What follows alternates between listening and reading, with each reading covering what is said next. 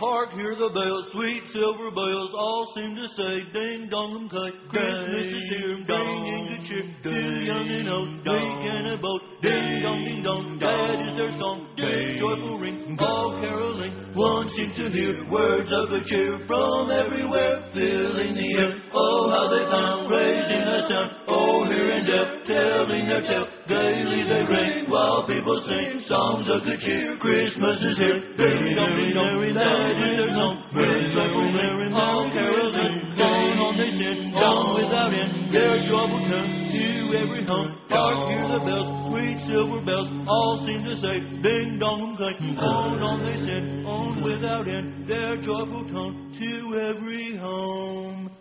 Ding dong, ding dong. Ding dong, the witch is dead. It's 10:01 at 560 WQM. It's 2 weeks from Christmas, is it not? 2 weeks from today? Yes. All right. Well, how do you like that? That's pretty exciting news. And, of course, the people out there, well, how about your Patriots yesterday? They really stunk. Well, guess what? They're going to be in the playoffs and certainly going to win the division. And, Dolphins will not. That would be my response to that. I knew it was going to be a really ugly game. I didn't know it was going to be that ugly. So I made an unscheduled trip out to a Woodbine to find a good machine mine. And I got off the good machine, and it went crazy, and it paid like $4,000 in about an hour and a half, only I wasn't on it. But nevertheless, didn't have too bad of a day. And I was recording the game, and when I got home, the first thing I did was erase it. Before I had a chance to see any of it. Yeah, because I was following it on the BlackBerry, and I thought, oh, my goodness, this is they missed the team bus. Patriots missed the bus. So that's the way it goes. So all those people out there want to gloat. It's, a Pyrrhic victory, as the saying goes, whatever the hell that means. What does that mean? It's a oral victory. Here's the poll from last Friday. Neil's Thursday show was, we had 1,916 votes. Didn't hear it. 828, that's 43.2%. Can you explain that to me? No. As Ricky Ricardo would say, can you explain? I guess not. 43.2% didn't hear it, and this is a poll we took on Friday, asking about the show the day before. Very, very, I don't know. Leads you really wonder about the people voting on the poll and the people in general online. You know what I'm saying? What online. Are you saying? Didn't hear it, 828. One of the best ever, 209. Gutsy, 205. Have I got a big pair or what, huh? Absolutely. Big pair or something. Yeah, and they're hairy. Boobs. It was okay, 157. Fascinating, 143. Gay, 123. Ponderous, 80. Crap, 62. See, there we go with the negativity again, because it's South Florida. Just like Bo and Kenny were just saying about 700 toys being brought, the toys for kids at the game yesterday. You got 60, 70,000 people, whatever the hell, showed up, and there's 700 people bring a toy for kids. And, of course, they're blaming it on the guys across the street because that's, it's more fun to do it that way. I blame it on South Florida. Look at the great job we did. Thanks to Miguel coming up with that nifty idea of doing that, another one of those fundraisers. When did we do that? Last year? It seems like only yesterday. Yeah. Embarrassing. Did we ever get a final total on it? I couldn't remember. Wasn't much. It wasn't much. I don't think we even did. About 30, man. Maybe 30 grand. Something really like that, yeah. Pathetic, yeah. The show was spectacular, 45. I would agree with that. Spectacularly gutsy and fascinating. I hate this poll, only 37, a mere 1.9%. Heartwarming, 27. It warmed the cockles of my heart. Made me feel that the old man is such a humanist and such a wonderful, which I am. And I still think that probably a tremendous percentage of the people who heard that show still don't understand it or get where I was coming from. And you know what? I really don't care. I'm not here to try to prove anything to anybody. I'm here to collect a paycheck, which showed up real early this payday. Nice going, boys. How do you like that? Merry Christmas. Yeah, showed up real early. It's kind of a holiday gift. Also, thanks to whoever is starting to fax in some of these other polls now. We got a really good one for tomorrow. We need help. I beg your pardon? We need some help on these polls. Right. Oh, I don't know where the hell that... here it is. Thing? No, the... Man. I need help. Well, who wants to brainstem when you got old Rick Riley, your good close buddy? Here's the poll today. Let's see, this is my poll. As differentiated between some of the ones that are being sent in by our vast audience out there. Which of these do you want to hear no more about? That's our poll question today. No more about. I can't take no mo. Paris Hilton, she got my vote, and as usual, I know how to pick a winner. Just like I knew yesterday the game was going to be a disaster. I didn't know it was going to be that bad, though. That's really embarrassing and humiliating, but that's par for the course. Paris Hilton, 200. Brittany and Kevin, 167. The multi-talented Kevin Sfederline and Brittany's crotch, etc. Yo, yo. Neil's buddy Jacob, which, of course, Thursday and Friday was the essence of the whole deal, 80. Brangelina, 62. Sports Talk, 61. Brady Quinn, 50. They don't want to hear any more about Brady Quinn. Well, guess what? You will. Oh, and he came in a distant third in the Heisman voting. Speaking, I don't want to get into a sports-oriented, but I saw a little bit of that New Orleans Cowboys game yesterday. Boy, that Reggie Bush, he's got moves that haven't been invented yet. Did you see that, Miguel? Did not. But yes, he does. Man. He is phenomenal. Anyway, he ain't no downtown Ronnie Brown. Brady Quinn, 50. Iraq, 44. You know something? I almost voted for that. Not that I'm not interested in what's happening, but it just, you know what I'm saying? You become overwhelmed with it. And it's just a bloodbath. We know it was based all on lies and BS, and all these people are dying. And what's the use? And now all these different committees and reports. Oh, yeah, let's have another committee with another report, you know? Politics, 39. And we just had an election and a big song and a dance. They don't want to hear any more about politics. Christmas, 29. Yeah, here it is. It's only the 11th of December. I think some people are Christmased out already, especially the Jews and the atheists. And the Muslims. Enough with the... Who? And the Muslims. And the schmata heads. I hate this poll, 23, a mere 2.9%. And global warming, only 21. They want to hear a lot more about global warming, so we're going to do a whole series of shows on that. Well, let's see. We don't talk about Paris Hilton as little as possible. We got a few bits on that bitch, but that's about it. That nasty needle-nosed bitch. Brittany and Kevin, although she's making a resurgence now for whatever reason, and of course I think the divorce kind of like spiced it up. Yeah, because she was flashing her cooter. And those two, she was flashing at Hooters? Is that what he? Yes. I'm sure that's what he just said. Positive that's what he said. I would have sworn. I would have bet your life on it. So those two are like way out ahead of everything else. And as far as the number 3 there, Neil's buddy Jacob, the only thing you'll hear more about that is if and when this great reunion takes place, which I'm confident it will soon, and I'll give you like an update. And that's it. And if not, well, who knows what that's all about, but we'll see. A congresswoman who appears in, and by the way, if it turns out to be another ugly episode in my life, that's all Miguel's fault. I just want you to know since you're there, I'm not talking behind your back. Sorry. I'm talking right to your face. You, Mr. MySpace, aren't you a little bit old to be, I mean, I realize that you're not the oldest one on there, and of course, look at me. Am I not a little bit old to be diddling around there on MySpace? But it's our page now, thanks to you. A congresswoman who appears in a video clip calling for Fidel Castro's assassination says the footage is fake. See, I started right off with a Castro story just because Miguel is there. You know, what a boring story. So I'm not holding a grudge against him for all the angst and grief that he caused me. And I know it's a plot, yeah. I like how the media is playing this story up like it means something. Though she adds she would herald the Cuban leader's death. And, of course, the unctuous, the one-dimensional, the obnoxious, the nasty, ratty-smelling Ileana Rosanna Dana Layton of Miami, who was recently tapped to become the top Republican on the House International Relations Committee. She was tapped. They stuck a long tube up her ass. Appears in the 28-second clip being circulated on the Internet by makers of a new British documentary, 638 Ways to Kill Castro. In it, she says, I welcome the opportunity of having anyone assassinate Fidel Castro and any leader who's oppressing the people. But the Havana-born lawmaker claims the filmmakers spliced clips together to get the sound bite. She said it bites. I think she bites. I think she makes me nauseous. Still, the clip is fake. And nothing. It's much ado about nothing. If it makes her look bad, I like it. I haven't seen it, but if it makes her look like a real jackass, which she is. Blind children can see that it's fake. It's twisted in a way that gives the viewer a totally wrong impression, Rosanna Dana told the Herald. I've said the community has moved on, that those strategies are not being used today, but apparently the filmmakers still think we're in a 60s mentality, whatever that means. Well, I'm in a 60s mentality. And as far as her constituents go, it does not make her look bad. So. No, because nothing would make her look bad to them. One-dimensional slime balls.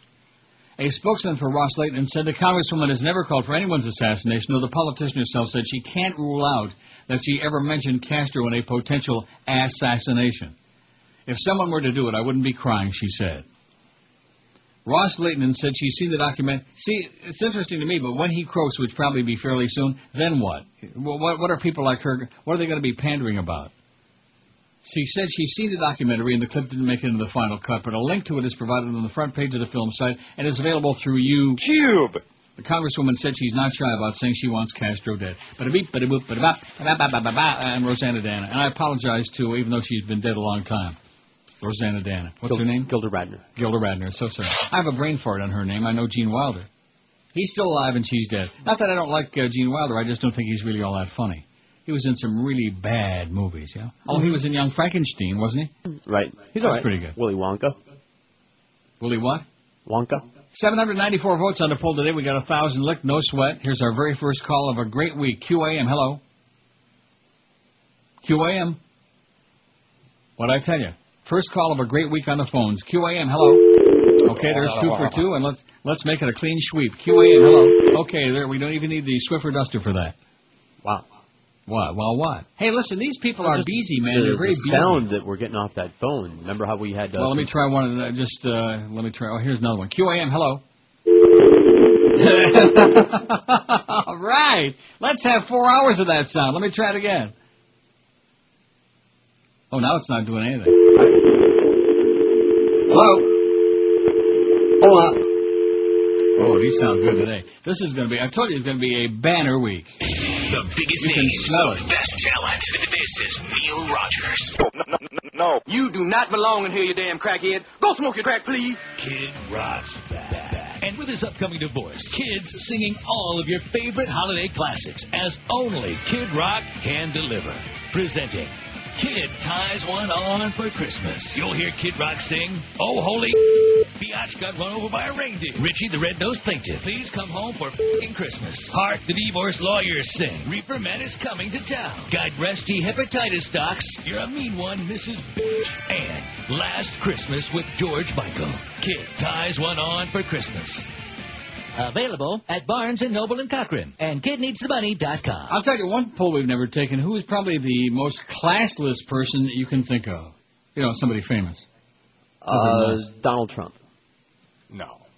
Donald Trump, as compared to like Kid Rock and Pamela Lee, which I thought you hated her like poison, and I do. Pamela Skank Anderson. all these is her other name. skanky, slimy people. Yeah. Oh, what's her name? The chick from Hull.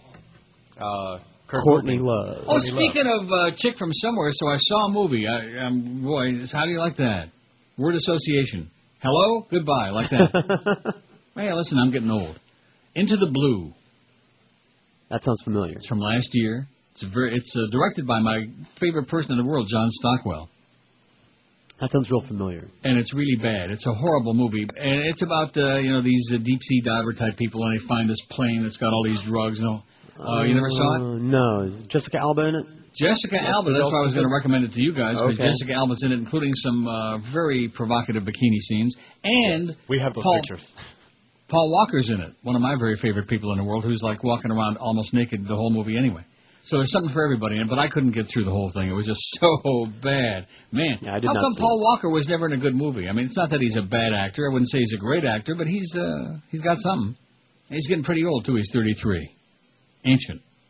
But you haven't seen Into the Blue? I don't think so. Well, the Jessica remember Alba it. factor might, if it just pops up on your cable, you might want to take a look. I'll take a look at it. I heard it Pop it sucked, on. though. I beg your pardon? I heard it sucked. Yeah, I just got through telling you. Maybe that's where I heard it.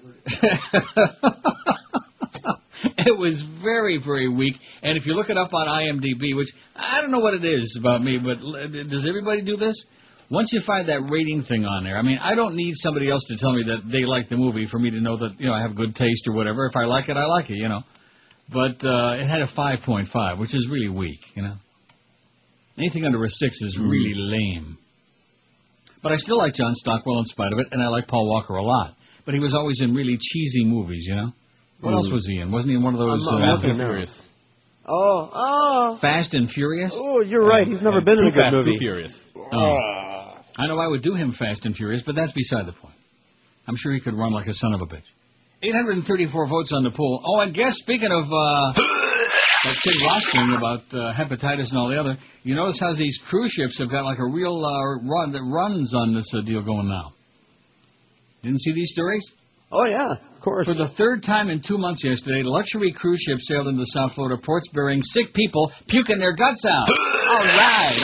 See, I keep telling you, and you'll do whatever you want to do because you all know better than I do. If you want to waste your money and have a really bad time and get very, very sick possibly, and maybe have your wife or girlfriend or both raped and beaten and murdered, whatever, then go on a cruise. More than 100 passengers and crew arrived in Port Everglades on Princess Cruises' Sun Princess, showing symptoms of norovirus, a gastrointestinal illness that resembles stomach flu. And 99 passengers and 11 crew members came down with the virus on Royal Caribbean's Freedom of the Seas for the second time in a week. For the second time in a week. Said officials for the Miami-based cruise line and federal regulators. They're puking their guts out, baby. They're on their hands and their knees. All hands on deck, literally.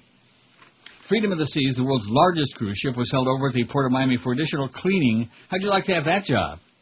No, thank you. Under the direction of the Centers for Disease Control and Prevention, 2 additional doctors and 45 more cleaning staff will board the ship for its next Caribbean voyage, now scheduled to begin tomorrow.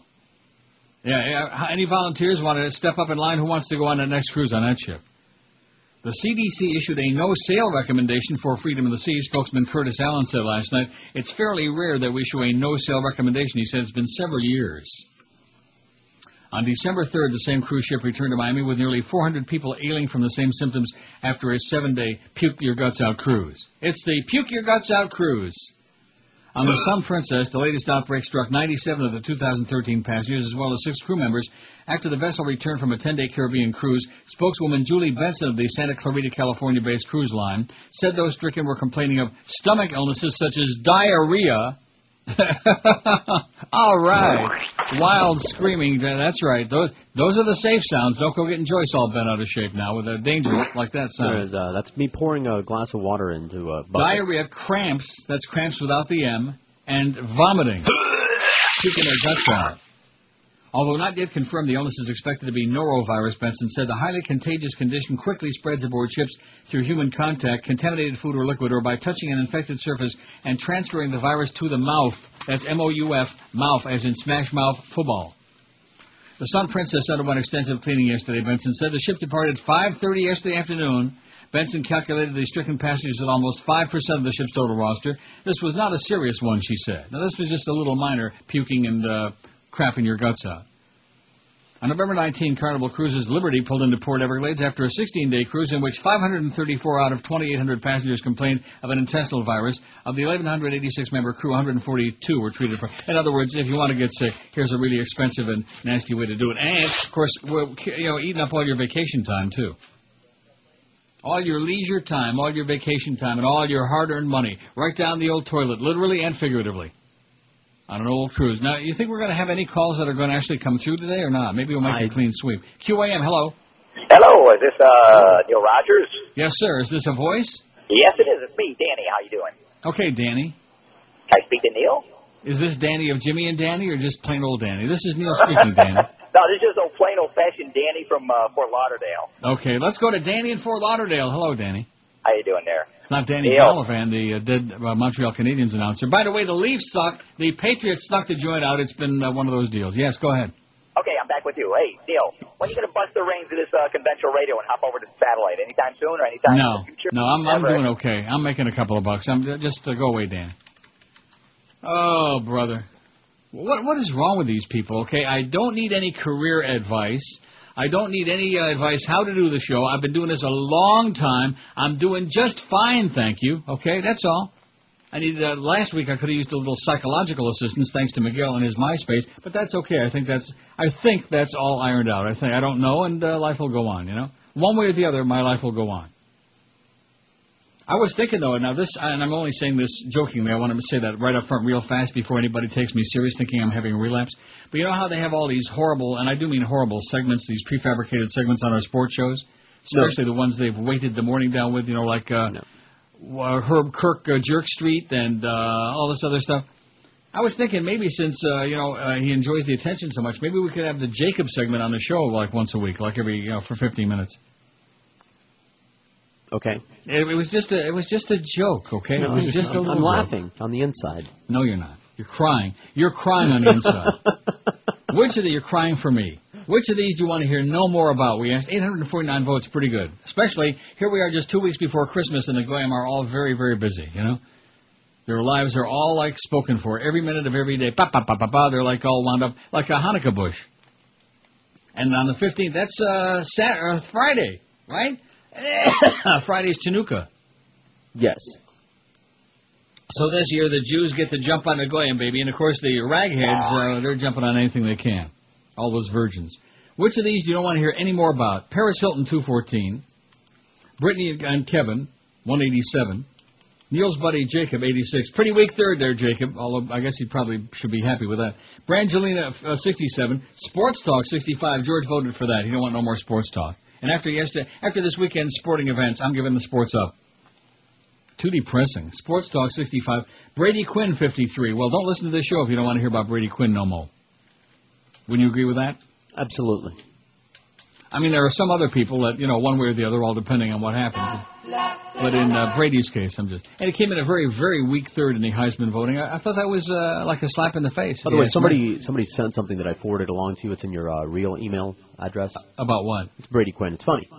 Oh, and the thing you put in there with the Tom Brady, I think that put the jinx on it for that game yesterday. That thing you sent me? Which thing? Video? I forgot. No. Maybe that's the one.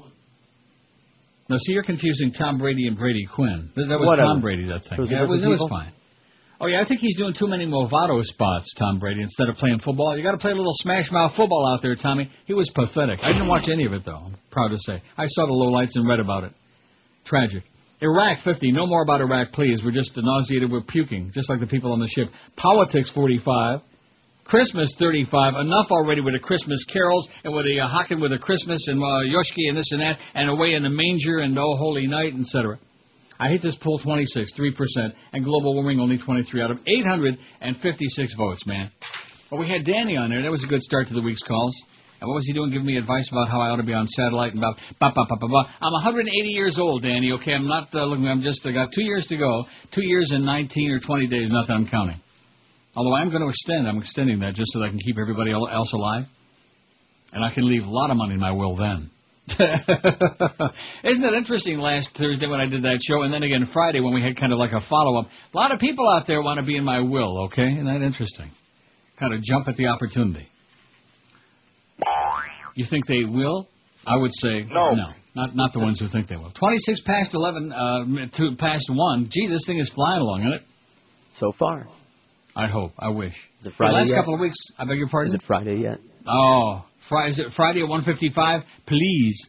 Raytheoni! Just in time for Christmas. Elton John's biggest hits on one CD, including your song. It's a little bit funny, this feeling inside. Don't let my lunch come out of me.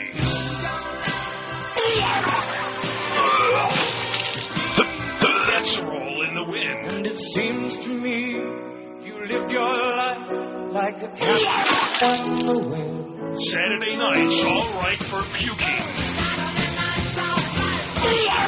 I guess that's why they call it the flu. I guess that's why they call it the Get yours now. 10:31 at 560 WQM. Happy Monday to you. Let's and by the way, Friday clearance screwed me up again. This last Friday? Yeah, he gave me it said on the schedule Mad Dog at 2 at Hooters and wherever the hell it was. And then I hear Ken doing the update just before I shut the thing off. And, Kurt is standing by for the Mad Dog.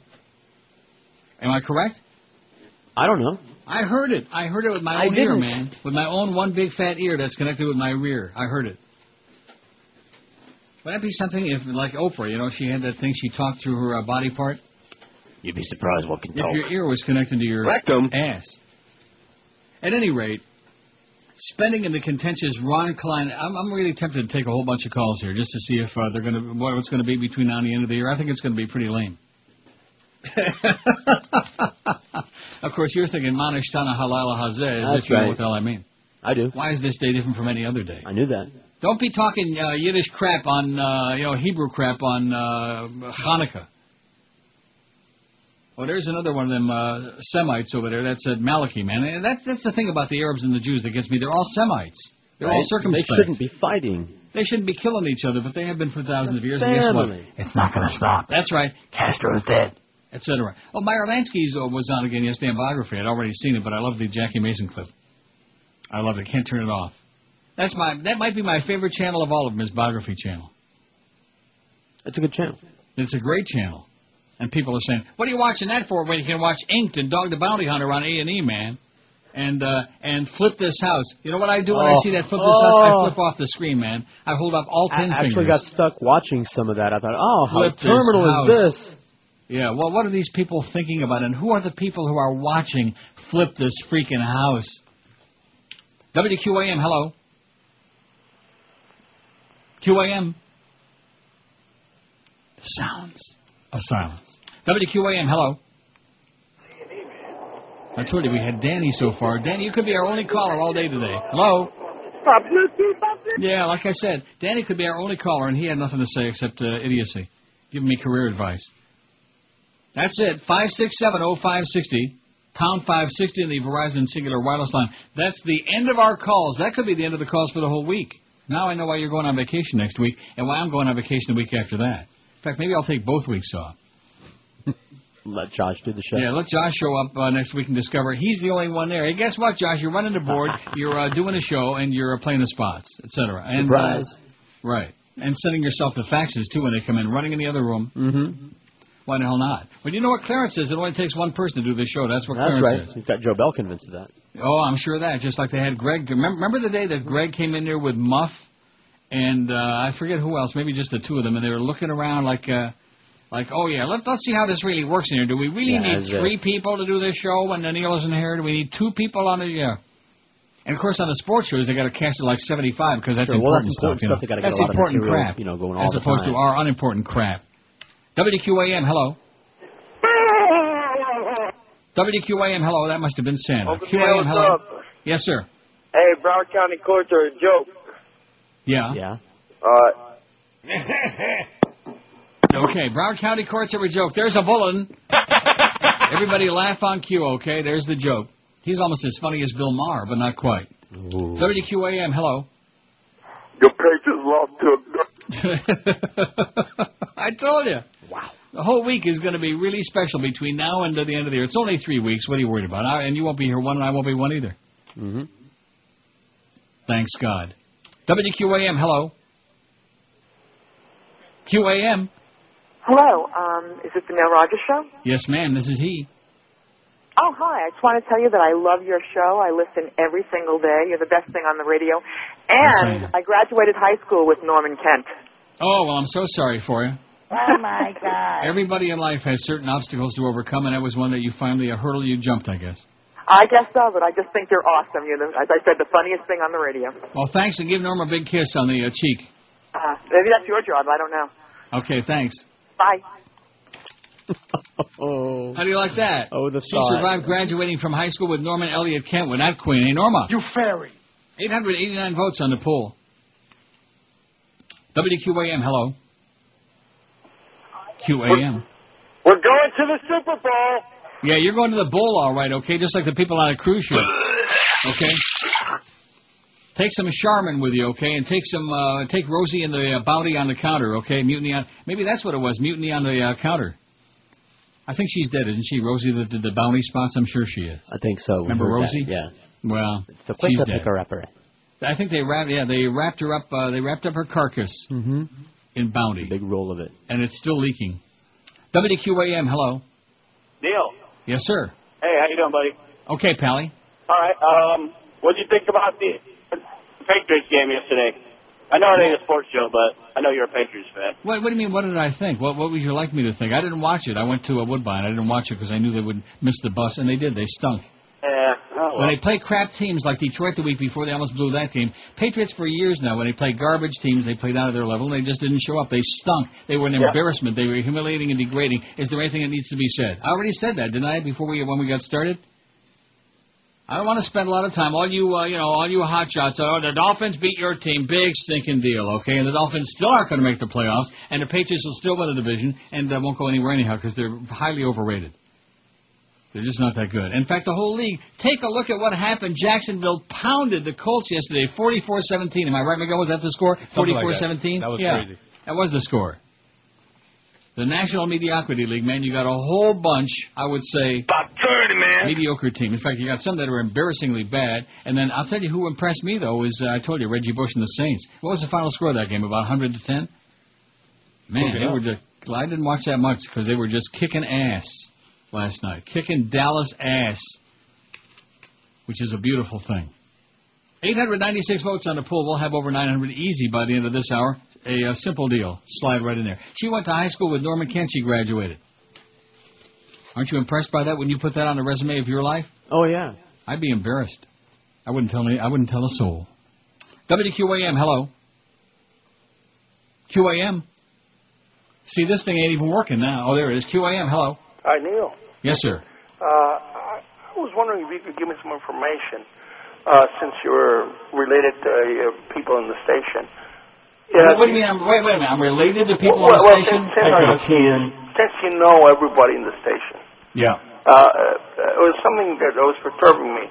Do you know one single athlete or sports personality that the Humper has not had dinner with in the last 6 months? No, there's no such person on the planet. Okay, he's trying to say that the Humper's a name dropper, which we all know. We still love the Humper, regardless of whether he drops it or not. Okay.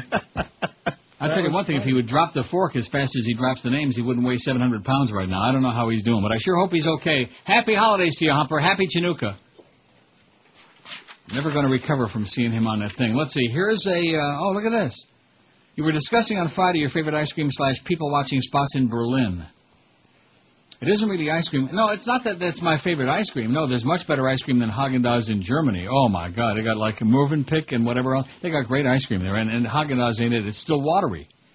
I just like eating there because I can take a little cup of ice cream and sit there on the Kudam at one of those little umbrella tables, you know, and watch the beautiful people walk by, and my tongue is down on the sidewalk. I'm like that. Oh. Man, you want to see some really great-looking people. Do not forget about Florida. I'm not saying that there aren't any good-looking people. Well, that's because most of the people I see in Berlin are under the age of 100. That's why. And didn't just come off a banana boat. It isn't really ice cream, but there's a good joint on Lincoln Road called Gelateria Parmalat. Oh, Parmalat, that's the place where they had all those billions of dollars missing, another Italian scandal. An Italian scandal, that's unusual, ain't it? Mm-hmm. Gelateria Parmalat, which is good or better than anything you get in Italy. Oh, get out of here. Get away. Get away, Jose. Of course, the people watching on Lincoln Road is unparalleled. It seems a good place for a sugar daddy to take his boy toy, so perhaps you might take Jacob there. His boy toy. All right.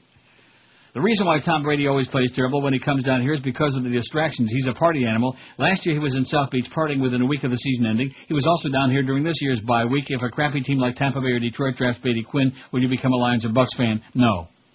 Well, this is a little on the sarcastic side, isn't it? As if I'm only a Patriots fan, which I became long before I ever heard of Tom Brady, when Bledsoe was still a quarterback and they were stinking the joint out. But again, you delude yourself in whatever you think, whatever the hell makes you happy, okay? Oh, brother, this is something. This is a good fact. You want to know why? Because this epitomizes what's out there. And when I did that show on Thursday, I guarantee you this represents. In spite of we had some nice calls and some nice stuff on the online, but this is the majority thinking out there, you know. And of course, I know that I'm the only person on the face of the globe who's a sucker for a pretty face. Wouldn't you agree with that? Wouldn't you both jump right in there and say, "Oh, yeah, no, nobody ever." Feels that way. You're just an old perverted fag, and of course I readily admit to that. I'm very happy. Biggest names, the best talent. This is Neil Rogers. Yeah. MONDAYSUCKS. Absolutely.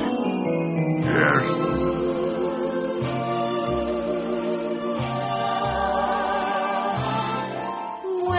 Go walk, want guys to gawk when they look at my chest. Want a pair that will fill up my sweater. Not an A cup, want a D cup. I deserve some new breasts. I have really been a good girl all year.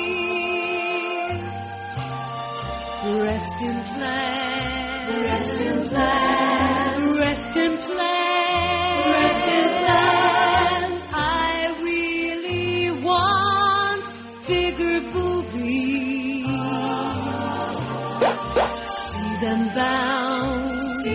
bound, my huge mound, that's what I want Christmas Day. Okay, 1046 at 560 WQAM. How many votes we got in that poll? 927. Not bad. Have 1,000 in lickety split. Then it'll be George and Miguel till 2 o'clock. All right. Oh, so anyway, I never gave the schedule out because I got interrupted there bitching out Clarence for giving me bad information on Friday, and he did. Mad Dog at 2, so it says in my schedule. Whether he shows up or not, you have to tune in and find out.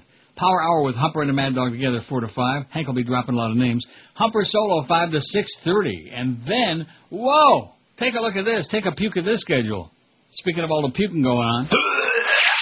Hurricane warm-up at 6:30. UM and Mississippi State College hoops from 7 to 9, followed at 9. Eddie K works till 1 in the a.m. Are you impressed by that? Hurricane hoops? Oh, we should get a gigantic tune-in for that. I bet you Clarence is going to be on that thing. Isn't he? Oh, yes. You bet. 927 votes. Which of these do you want to hear no more about? No mo. Paris Hilton, 237. And Brittany and Kevin, 208. They're pretty damn tight. And, of course, Paris and Brittany are pretty tight. Does anybody care about that? No. Should anybody care? No. No, you know what it is to me? What? At least Brittany, if nothing else, she's consistent. She's got bad taste in her friends, in her boyfriends, in her life, you know. She's got bad taste. She hangs with trash. Only in this case, trash with a lot of money. Sure. Paris Hilton, 237. Brittany and Kevin, 208. Neil's buddy Jacob, 93. Or is that boy toy? Brangelina, 71. Sports Talk, 68. Brady Quinn, 57. Iraq, 56. Politics, 46. Christmas, 37. I hate this poll. Look at that. How many votes has it got? About 30, man. 3.2%. And global warming, only 24. As we approach that 1,000 mark. Let's take 1,000 calls here today, huh? Because if they're all as good as so far, and of course that first fax of the day was really heartwarming too. Yeah, didn't it make you warm the cockles of your heart? I warmed something. My chair. Warmed my rectum. Ass. WQAM, hello. Hello. WQAM, hello. Neil. Yes, sir. Who is this, Neil? Who are you calling? Is this Neil? Is Neil Raja? Yes, sir. Neil Raja. I thought you was a batty boy. A what? A what? I didn't hear what he said. A what boy? I don't know, a budgie boy. Oh, budgie, yeah. Well, what did he say? I don't know. That's what it sounded like to me. So what was so funny about it? You're like... No, his breathing. That wasn't me laughing. I was impersonating his breathing. You were breathing? Well, he was Raja the Indian boy, okay? He was on Harry Elefante. Hey, listen, he was trying to get a grasp on life. Challenged. 5's intellectually challenged, like most of our callers. 5670560. Pound 560 in the Verizon Singular wireless line. It's all phone call, all request last part of the year, between now and the end of the year. Isn't that a good idea? Do it. No. Well, starting last week, they started with all these out of left field, out of nowhere, making these ass wiper requests. I don't know what that's all about. Well, that's because they have no material. Because we opened the phones again a couple of weeks ago, and they have nothing else. Well, let's build a poll. What do you say? No. No. WQAM, hello.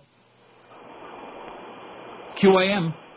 Yes, put OJ on that poll in Neil's today, okay? Okay. That's all. Okay, thank you. See, like put it, he's giving directions again, just like the first caller, that Danny guy, who's giving me directions on my career. Shall we? Why don't you get over to satellite radio and get off of this terrestrial crap, you know, like Howard, get on there and like lose 95% of your audience like he did. Of course, in my case, I'd be gaining a tremendous audience, but who cares? It's all about the money, baby, in this business. All about the cash, and I'm doing just fine. And believe me, whatever I lost, which was a very minor amount yesterday at Woodbine, plunging my guts out, it was well worth it not to see that game or get involved in any way, shape, or form, except in my BlackBerry with it. See, you know, ESPN has got a great, for those of you people who got, well, everybody can do it on their cell phone or on their, BlackBerry. Just click onto the ESPN website on NFL scores, and then you can click on whichever game you're interested in. It gives you like a play-by-play of every play.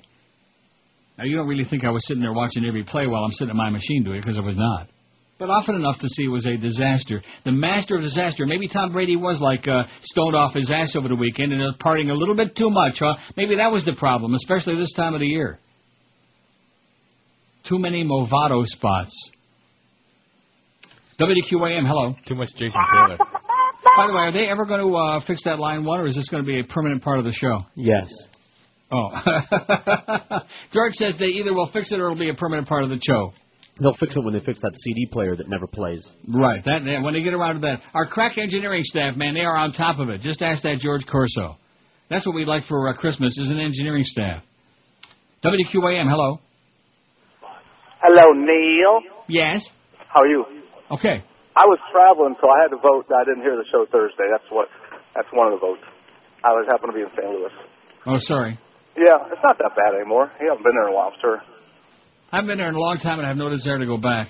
I agree, but I was in Mississauga over summer. It was pretty nice up there. Mississauga? Mississauga. All right. The Hershey Center. Uh-huh. It's nice up there over summer. A little warm there in July, but, it's going to be hot everywhere, right? Okay, well, I'll see you around, eh? Keep There's it a up. guy that had some good material. He was in St. Louis and Mississauga. He gets around. So we didn't hear the show on Thursday. A lot of people didn't hear the show Thursday, and I'm not going to rehash it for a second time. That's the last thing I need to be doing right now, okay? The last thing. Because one thing I've discovered in my own feeble, nimble mind, life goes on, you know? You know what I'm saying? In spite of Miguel trying to screw up my life with his MySpace page. That was his plan. We still have 814 friends on there. That number doesn't seem to be increasing even like a tad now. And, of course, it does wobble a little bit back and forth. Sometimes we lose some because we have some people on there who want to be our friend, and then Miguel realizes who it is and yanks him off of it real quick, don't you? That I do. I see. Who could this possibly be on the bat line? QAM? You know, if a girl calls me, you could at least get her name. There aren't that many women that call me. That's not asking too much. Once in 20 years, I get a girl call me. It's a little bit late to try to change your image now, Miss Kent. It's a little bit late, Norma. I mean, this is really shocking. At least What have do a you call want? back. What Hey, do you you want? should- Don't you understand? You've had 400 chances on the radio. They've all been dismal failures on stations that owe points in the ratings. Okay, what is it you want? Attention? WFTL's going to rehire me next year. I'm telling you, Maybe I can hook you up with Jacob. Okay, because you have one thing in common. You both love attention. Go away, Norma. Although I wouldn't do that to Jacob or anybody else. I don't think Jacob's run away yet. Although maybe he has again. 942 votes on the poll. Norma, is that amazing or what? Does this just... I knew it would happen. You knew what would I'm not happen. amazed at all. I was waiting for him to call. For Norma to call because that You woman called in. mentioned She was his a very name. nice lady. She said you graduated high school with him. That didn't mean we were inviting you to call. You had nothing to say, okay? You had nothing to say. You should have been calling about Danny that called to start the show about how come I'm not on terrestrial radio since you're my agent and lawyer and hotshot and, responsible for me being on this horseball radio station making these paltry dollars. And, I'm going to tell you another thing. If he was really a good lawyer, he would have been able to take care of that thing with my will without asking for all these additional... And then that would have been over with. See, if he could have done it right. You know what I'm saying? What are you saying? I'm saying he could have helped me avoid all that sorrows and grief and angst, It's always good to blame things on somebody else, as you know. Mm-hmm. And usually it's George. Hey. Oh, in that building, it's usually poor little George. That's He's right. evil. Neil doesn't like me because George is saying stuff. That's correct. Just like that one. Uh-huh. WQAM, hello. Hello, Johnny. WQAM, hello. QAM. Bill, Yes, sir. you want to go fishing with me? No thanks. Although several things do sound fishy to me, and you're one of them. WQAM, hello. I think that guy wanted to drop his pole in the water. QAM, hello. Hey, Neil, I did not go to high school with Norm Kent. Well, congratulations, sir. That's a good, speaks well for you. Happy holidays, sir. Okay, back to you. Well, there's a guy who didn't go to high school. Don't ever call on that bat line again, Norma. Don't call, period. Just go away. How come in the middle of the day, like now a guy like him, hotshot attorney, how come he's not doing some work? How come he's calling in trying again desperately to be a radio celebrity? Yeah? Maybe he's on his way. Call in the Joyce Kaufman show. That's more up your alley, Norma. Joyce Kaufman. I wonder if she's kin to George S. Kaufman, who used to be on What's My Line. Ask Chicken Neck, he'll tell you. 950 votes on the poll. We got that 1,000 licked real easy, man. Which of these do you want to hear no more about? Paris Hilton and Brittany and Kevin, they're way out in front. It's basically a two-house race. The Paris Hilton thing is just, that's what's wrong with the world and what's wrong with America right there. George W. Bush and Paris Hilton, those two. Ever see them together? No. Maybe Daddy. Now, what's going to happen when Sonny Boy, this one, gets impeached? Do you think Daddy's going to be crying about that? Oh, I can't wait for the next speech. Yeah. And how come he didn't take more crap for that? You know what? Oh my God! What a lunatic! Oh, during that 1894 election, the governor of Florida. They said all those terrible things about his boy, and his boy didn't win that election because, and I read it, we had an interesting article on the website about the fact that, his whole game plan was that first it was going to be 2 terms for W, then 2 terms for the Jebster. Of course, in his own case, it was only 1 term because Bubba kicked his ass with his 1,000 points of light and read my lips. The biggest names, the best talent. This is Neil Rogers. This is the Neil Rogers Show. This is your brain. Any questions? Kramer, what is the deal with your behavior? Michael Richard. It was a strange night at the comedy club. Some heckler tried to mess with you, said you was washed up. You did Seinfeld, but it won't be your last thing. You'd have a bitchin' audition at a Mel Gibson casting. Sorry, that was mean. In the heat, you said some things, and everybody's heard 30 of your apologies. But for a hot second, man, you flew the coop, acting like the soup Nazi, but without the soup. Who are these people coming in late to the club? They think they can talk. But you shouldn't get so mad, Kramer. Kramer! Get a lot too mad, Kramer. You're getting too mad. Years on the camera have made you known. Who'd have thought it could all be destroyed by one camera phone? And now they say you're a racist, but I say no way. Kramer's haircut was inspired by the rap group Kid and Play. You should have gotten out of it, turned it into a bit. When in doubt, all you gotta shout is sugar. But now you said that word that you cannot say, and you said it with the ER and not the A. I'm watching the tape, and you keep saying the word. I'm thinking to myself, just stop saying the word. Just stop. Kramer, just stop saying it. But you keep saying it. And now you're in a lot of trouble. I can't help you anymore, Kramer. SuburbanHomeboy.com. Smooth Smooth I thought he was more like the water Nazi myself. But what do I know? There is no water Nazi. Keep that in mind. 976 votes on the poll. We're on the precipice, right on the edge of 1,000. Pretty exciting. Pretty great crap. Not as great as the calls, though, so far. Spending in the contentious Ron Klein Clay Shaw congressional contest this year reached stratospheric levels by Election Day. The total, which exceeds $13.5 million, works out to $63.51 for every vote cast in the Broward Palm Beach County District. $63.50 a vote. Klein's victory in November was the culmination of one of the most expensive congressional contests in the USA. The reason is no secret to any South Floridian with a TV set. The contest was fought largely over the airwaves in one of the nation's most expensive TV markets. Klein, a Democrat from Boca, and Shaw, a stodgy right-wing Republican from Fort Lauderdale, spent a combined $7.7 million. In addition, $5.9 million was spent on their behalf, with 96% of that cash coming from the Democrat and Republican committees charged with supplementing yada, yada, yada. How do you like that? $63.50 a vote. And you know everything is on the up and up in the government, no question about that. 5670560, 984 on the poll, man. We're going to have that 1,000 any second, and then I'm going to disappear. I'm going to take a walk. I think what I'm going to do is I'm going to do a Joyce in the chair here right on the air today. That ought to liven things up a little bit.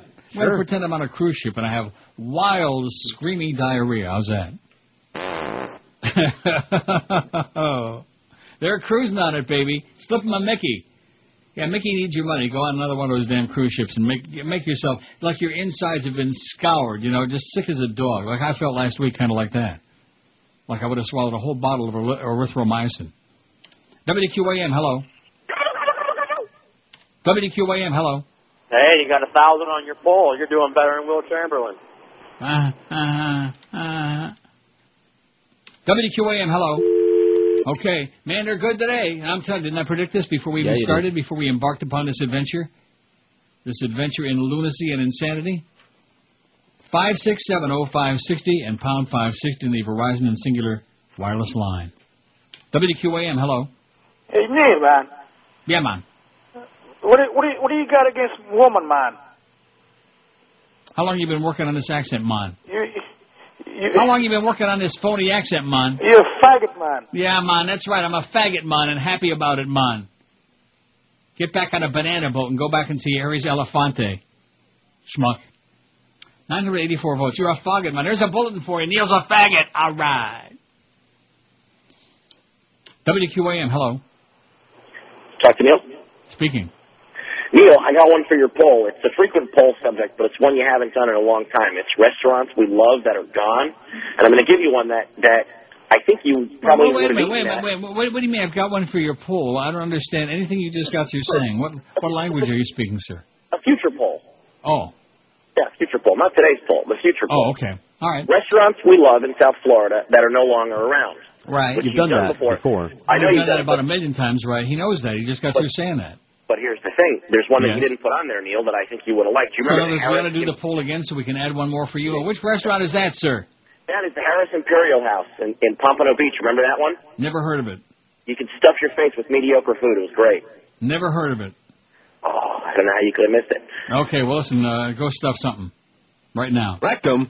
989 on the poll. We're only 11 away from 1,000. Wow, I bet you Wilt Chamberlain would be proud. Make Wilt proud, okay? Make Daddy proud. WQAM, hello. Hey, buddy. Yes, sir. You ever try that Haagen-Dazs in Hollywood Beach? It's pretty interesting. Is it really? The Haagen-Dazs in Hollywood Beach. I'll have to give that a try. Wow. Seriously, these people are in desperate need of mental help. But then again, you already know that because you're stuck there. Yeah. I'm not. And it makes me so much happier. When we conclude at 2 o'clock on a day like this, which is almost every day when we're taking calls, it makes me feel so relieved not to be there. WQAM, hello. Sorry. WQAM, hello. Neil's boyfriend there, Tom Brady, didn't perform too smoothly yesterday. Now, did No. he? Yeah. I told you he was an expatriate, you moron. Oh, I see. Oh, yeah. Yeah, let me say it again. The Patriots are going to win the division. They're going to the playoffs. How are your Dolphins going to do, huh? See, I knew that. There are two things in my mind I knew beyond a shadow of a doubt. After doing that show Thursday, I would be getting calls and faxes like the one I just threw in the crapper there, the fax, and I'd be getting like this after the Patriots stunk the joint out, okay? Yeah, we won a game, you moron. It makes me a moron because my team stunk the joint out, okay, and lost the game. Let's see, they're 9-4. The Fish are 6-7 last time I checked. Am I right about that, Miguel? 6-7. Yeah, it sounds like a losing record to me, but nevertheless. See, this is the mentality of the sports nerds. My team's better than your team, therefore I'm a better person than you are. Yeah, you should live so long, you schmuck. I beg your pardon? They watch the game. That makes them better because they pick the winner rather than the loser, you know. No, they didn't pick the winner. See, when their team, on those rare occasions when their team plays well and wins a game, then all of a sudden, then they talk big, which is the typical South Florida effing way, because that's all they know. And you want to know why? I have no line. That's it. Because they're stuck. WQAM, hello. That's like a chicken and the egg question. Were these people this way before they got stuck in South Florida as a result of being stuck there, or is this what South Florida's all about? You pick A, B, or C. That's a good point. Good theory. It is. Let's take a poll on that after we do the restaurant in Hollywood where you can eat all the crap or wherever the hell it was. That guy was brilliant, too. Yeah, do that poll again so we can add one more on there for me, a place where you can eat a lot of, what do you say, mediocre food. Yeah. Great. I can't wait to try that one. Sounds like my favorite automatically. WQAM, hello. QAM. You're dying over there. No, I'm not dying over here. You're dying over there. I'm dying over here. And that's because you're there and I'm here. That's why. WQAM, hello. Hey, how you doing? I think some people are just mean their whole lives. I don't think people really change like that. I think it was probably just naturally miserable people forever. Uh huh. Don't you agree? Or I agree. Yes. Hey, there's something else I wanted to say if I could. Regarding Take all the time you like. Take 2, 3, 4 hours. Oh, thank you. Actually, I tried to call when you were sick last week or whatever to talk to George. I'd been filling him in. This is a guy. I had a colostomy, and I was filling him in as it went along, and I just wanted to tell him I got it reversed. Excellent. Yeah, thanks. Oh, and also for the poll. Yeah. Regarding, I was going to say first off that anybody who, when you answer the phone, asks for Neil, you should hang up on, because how much can you have listened to the show and not get the idea that you're answering We've been the call? doing screenless on this show for at least 6 or 7 years now, and it's just. But again, then when you listen to their material, you figure it out, Yes. Hi. Can I please speak to Neil? Right. This is Neil. Oh, this is Neil. But anyway, regarding the poll using the N-word, I think one of the choices would be, and I use the N-word anytime I see a broken beer bottle.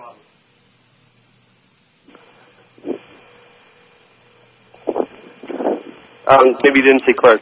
Yeah, I've seen it. 1,006 votes on the poll. How do you like that? Oh! And this guy, I think that they didn't reverse it, you know what I'm saying? Well, who knows where they put the tube? In his rectum. 1,006 votes on the poll, man. It's only 11:11. We struck a natural. It's 11:11. We got 1,006 votes. Man, oh man, a Shevitz. You see, one thing about South Florida, 10-10 now. 10-10 wins New York. This time of the year changes nothing.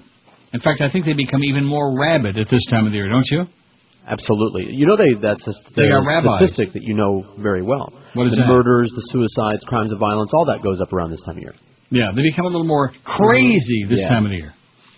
Well, that's because the pressure is on, and they're probably in Florida. If they're in Florida, they're probably thinking I have no life. like that. Or maybe, I'm dying like the guy over said, here. 12 minutes after 11 at 560 WQM. I like it, though. I hope that all week long we can continue the momentum, this level of enthusiasm and grotesqueness. That's fine with me. Rogers got. Another stump rejoin there. You're not fooling this old queen, I'll tell you that right now. You fairy. Hark the herald angels sing, mourning to the newborn king. Who'd believe their heaven sent with their speech impediment? All right. Christmas joy they're barely bringing, carols through their noses singing. Jesus truly did us wrong when he made them sing this song. What do you mean? Hark the herald angels sing, morning to the newborn king. 11:17 at 560 WQM. Pathetic is the word for these calls, but the audience wanted them back, man. And I caved to the pressure of public opinion. Remember that email I got? That's right. That was also on MySpace. And your place in MySpace. And thanks a lot, Miguel, for that MySpace. It certainly it just added to my life tremendously. Anytime. We couldn't live without it. We still have 814 members on there. Although I would imagine that those people are probably a cut above the people we're hearing from on the phone today. Not much, but like a cut above. A notch. Oh, and you're not going to be happy to hear this. The governor's orifice, that's your fat-ass governor, is satisfied that Fort Lauderdale City Commissioner Carlton Moore received no preferential treatment when he was stopped by a sheriff's deputy December the 3rd. Our preliminary review is complete. There will be no further action taken by this office, said the governor's spokesman, Anthony, don't call me Dom DeLuise. At the time of the traffic stop, Moore didn't have his driver's license. Instead, produced a city ID card, prompting the governor's orifice to review whether Moore was using his position as leverage. Oh, I can't imagine anybody doing that, can you? No, not in this town. Or in any town. Moore was ticketed by a BSO's deputy for driving with a suspended license, according to police reports. Moore has knowingly been driving with a suspended license since August, court documents show. The commissioner is accused the Fort Lauderdale Police Union of setting him up because of his criticism of the department's use of deadly force, especially the shooting of two men whom officers pulled over on November 28th for driving a vehicle that was reported carjacked in Coconut Creek. Troy Eddings, 21, was killed as passenger Troy Jackson was wounded in the shooting, which occurred in the Sistrock area in Fort Lauderdale. Which, what the hell's that got to do with this fact this guy's driving? But again, your fat-ass governor said, nah, no problem. No harm, no foul. Isn't that what he said? Something like that? Something like that. And believe me, when your last name is Bush, unless it's Reggie, you're probably pretty foul. 1,027 votes on the poll. Not too bad. 5670560. Pound 560 in the Verizon Singular Wireless line. Boy, I'll tell you one thing. The phones are smoking now, aren't they? Smoking something. Yeah, George needs some help for the holidays, by the way. He needs a reinforced supply. See, I'm trying to find some good crap for you on the air. I appreciate that. A nice truckload would be nice. Yeah, that would be good. WQAM, hello. I put a hoity-toity pepper. Good, I'm real happy for you. WQAM, hello. QAM. Hello, Neil. Yes, sir. I'd like to discuss the problems we're having with George. The problems I'm having with George? It's this guy again, remember? His inability to mingle. Yeah. Your inability to be like a human being and to breathe through your nose, okay? Stop breathing through your... Rectum. Okay, he's got a long in there and he keeps breathing through it. Don't forget, in the blue, you'll like, what's her name in there? What's her name? Jessica Alba. I like her already. I see her. And I like, what's his name? Paul, what's his name? What's his name? I did IMDb him, by the way. Walker. Thanks for reminding me. Oh, and of course I closed the link. There's a movie, something in the South Pole, because I looked at his whole filmography. Yeah, but if right. it's the South Pole, he won't be naked the whole movie like no, he was he'll be in wrapped blue. up like in a parka. But that's the only one that might not suck. I saw a little bit of it, and what I saw didn't suck. All the rest of the stuff that he's been in is atrocious, and you couldn't pay me to watch. Like In the Blue, it's really... Now, you watch that, because there's a lot of... there's boobies in there and all kinds of stuff. I'll check it out. Boobies. It's a movie for boobies, about boobies. And about people almost naked in the beautiful cinematography in there, too, by the way. Good. A lot of underwater crap. That's why those catfish like it down there. 5670560 and pound 560 in the Verizon Singular Wireless line. You people that are dropping your pole in the water and eating them catfish, oh my God. I don't know what's more disgusting to me, eating sushi or catfish, which would be... I like them both. Ugh. WQAM, hello. Neil, it would be awesome if you could do like a doo-wop type show, just for a little bit. Yeah, okay, great. For the old memories. WQAM, hello. QAM. Is this Neil? There he goes. The other guy was right, though, even though the guy was a jackass who was sticking his back into his bag. I think he was emptying his bag on the phone as he was calling. Is this Neil? Yeah, he's right. Every time somebody pulls that crap, immediate dial tone. WQAM, hello. That's Brian Andrews. That's her. QAM, hello. Your Patriots lost to a girl. Oh, your Patriots lost the game. Don't you love it? And your team ain't going to make the playoffs again. Too bad. That sure changes my life. WQAM, hello. A whole nother Christmas without Tiny, you bastard. Oh, man. I'll bring his ashes over to your house and sprinkle them on your... How do you like that, sweetheart? We'll give you something tiny. WQAM, hello. Yes, Neil. Yes, sir. Yes. Half hour ago, our caller called in. He called you a potty boy. Potty boy. That's Why are you Jamaican. cutting out when you say that? I don't know why it's cutting out. Bati boy? And what is that? Boy, that's Jamaican. It keeps cutting out. Oh, it's Jamaican for gay man. Oh, well, I'm really offended. Well, thanks for explaining it to me, okay? Boy. Bati boy. I have no idea what that is. And that's probably jealous because every now and then I find a good machine man. A good machine man. That whole Jamaican thing, man, it leaves me a Jamaican to be like Ilan. Is the way it leaves me. Kind of like that whole, whatever. That whole affectation, you know, and a kind of like condescending attitude. But nevertheless, 1,035 votes here on the Bati Boy Show. WQAM, hello. Yeah, Neil, you know, you shouldn't let these people bother you, man, and sweat it. I know that everything that you're doing... Can I ask you a question? Yeah. Because I know it's not a serious call. It couldn't possibly be. Who said these people bother me? Oh, I know they don't. I think it's actually funny the way they call in. Because you know what? Especially when they're talking about the Dolphins or the Patriots. What have the Dolphins won since 1973? You know Correct. what it is? They Nothing. won in Italian. Ugats. Yeah, Stugotz. 5670560. See, that was Stugotz's boyfriend. Make no mistake about that. Not fooling me. Probably another Bati boy. Oh, man. Those Jamaicans, yeah, man. They really get to me. Yeah, you shouldn't let these calls bother you, Neil. They really, you know when they bother me the most, and that's on the 10th and the 25th of each month. Usually a couple of days early before those dates lately. You cry and cry, you need that check to soak up your tears. Oh, gee, what am I going to do? They're being mean to me. What am I going to do? You can act like a man? There you go. Act like a man. That's the way to do it. Instead of like an overgrown child. WQAM, hello. Hey, Pally, how you doing? Okay, sir. There was a Mo Howard David sighting in the press box yesterday. Yeah. And basically, after he leaves, people talk behind his back and say, "Do you ever see a guy in your life that had more opportunities in the industry and blew them all?" He Right. throws himself out of all these things. That's correct. That is Now, correct, yes. See, he another said thing, that. right. Another thing, a friend of mine's driving home from Orlando on the turnpike. He went by Fort Drum, and he had to go to the bathroom. He pulls on the side of the road. A highway trooper pulls him over, gives him a ticket for urinating in public, puts him in the back of the car and says, "Sir, I have to write you a ticket." Guy says, "I've been a warrant officer. I give to the, Police Benevolent Society and everything." The guy goes, "Here's the ticket, $900. Goes, "What? $900, sir? It's $100 an inch. Goodbye. Happy holiday." Boy, no, if I'd known the show was going to go this way. Yeah, if I knew he was going to be as funny as that, I'd have actually paid attention. I'd have called in busy this morning. Oh, give it another 10 minutes. You will be, if you're not already. 1,042 votes on our world-famous poll, man. This one is, it is what it is, It's a poll. Which of these do you want to hear no more about?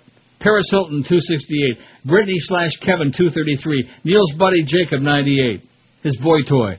Brangelina, 84. Sports Talk, 77. Brady Quinn, 64. Now, why is it that they don't want to hear about Brady Quinn? Are you Can kidding you me? explain that to me? Maybe it has something to do with my being a butty boy. That could Sports be it. and Oh, this faggery. show's going to get a lot more faggy as the time goes on, and I do it intentionally because I know it just drives some people crazy, and I love that. More faggy. Yeah, much more faggy. Iraq 60, politics 53, Christmas 42, or is that Xmas? I hate this poll, 37.3.5%, and global warming only 26. So stay tuned for our global warming segment coming up every day. It's heartwarming. In between that and, what's his name? Drew Rosenhaus-Steenberg, and the other guy, what's the guy's name? He's asking you, Miguel. Now, what's the other guy? Walker Street, Paul Walker Street. Kirk Street Bird, whatever those are. All those good segments that Clarence has lined up to do his best to try and sandbag and destroy the morning show. I hope you told Kenny that at the Christmas party. I did not. He was too busy talking to his wife.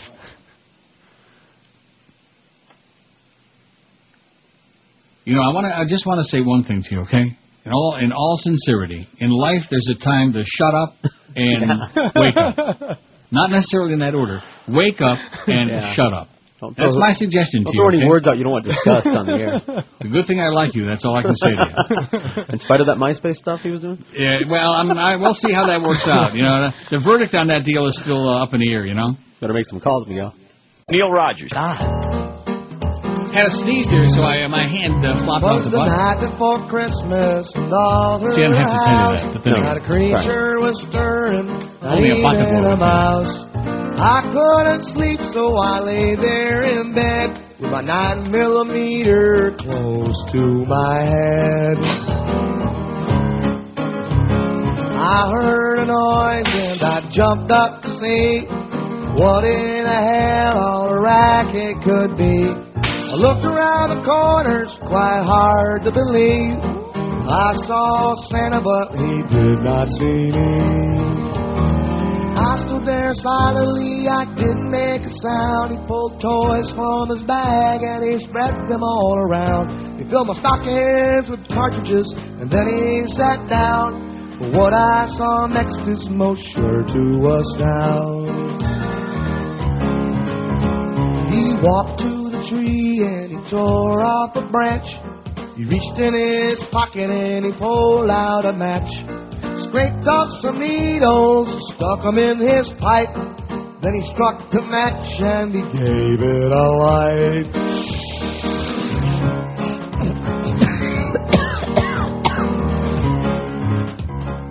His eyes grew small, his cheeks started to glow.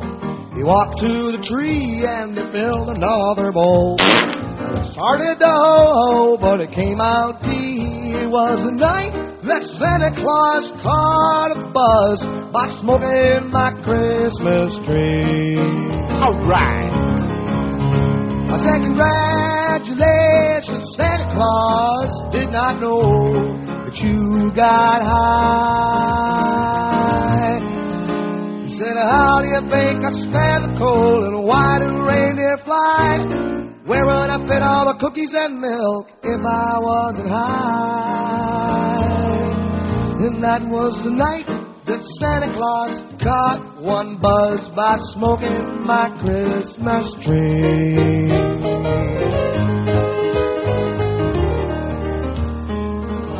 Which raises the question, whatever happened to our good old friend Guitar Man? Is he still around, or he like... You have to go through that again? What do you mean by that? You want the long version or the short version? Short. He don't want to do this anymore. I'm not talking... I didn't ask you that. Oh, I guess he's still up there in West Palm Lounge. That's all I ask. How's he doing? Is he doing? How you I'll doing? ask Brian you know? next time I see him. Boy, I think you are certainly surly. I think that guy that called about my problem with you, I think he may have a point. I didn't think I was being surly. 567-0560. Yeah, we got to go through this again for the 8-minute time. You seen our old Bada Boy? Bada Boy. Bada Boy. 1,057 votes on the poll. Yeah, that whole machine thing, man. It's a good machine, man. It just, I don't know. Now, you would probably think that I have, like, some bias toward Jamaican people, and, you probably would be. Correct. 567-0560 and pound 5. Well, I see, this is one thing about life that really gets me, in this politically correct world. This crap about, everybody's supposed to love everybody else. Well, let's face it. I mean, for everything that's going on in the world today is because everybody hates everybody else. Whether they don't believe the same fairy tales, whether they don't, whatever, whatever the deal is. Nobody says I got to like everybody, and I'm sure there are some nice Jamaican people out there. We don't ever hear from any, and I certainly have never met any. I have. I know several. Well, yeah, you know several, and of course you're all doing business with all of them. That's why you're sucking up to them. Sure. I keep saying whatever that. That's you right. 567-0560, pound 560 in the Verizon and Singular wireless line. WQAM, hello. Neil. Yes, sir. Hey, do you have the Terry Schiavo Sings Holiday Classics or something like that? One of those bits? Terry Schiavo's Holiday Classics? Yeah, didn't you have like a song when she was singing? I got Schiavo's Brain. I got Schiavo's Eyes. I got Schiavo's Grave. I thought there was something that she did the like. Well, let me take a look and see if I got it. Okay, I'm looking real fast. Happy holidays and make believe. What do you think? Not making playoffs this year. What is he talking about? What are the raving lunatic?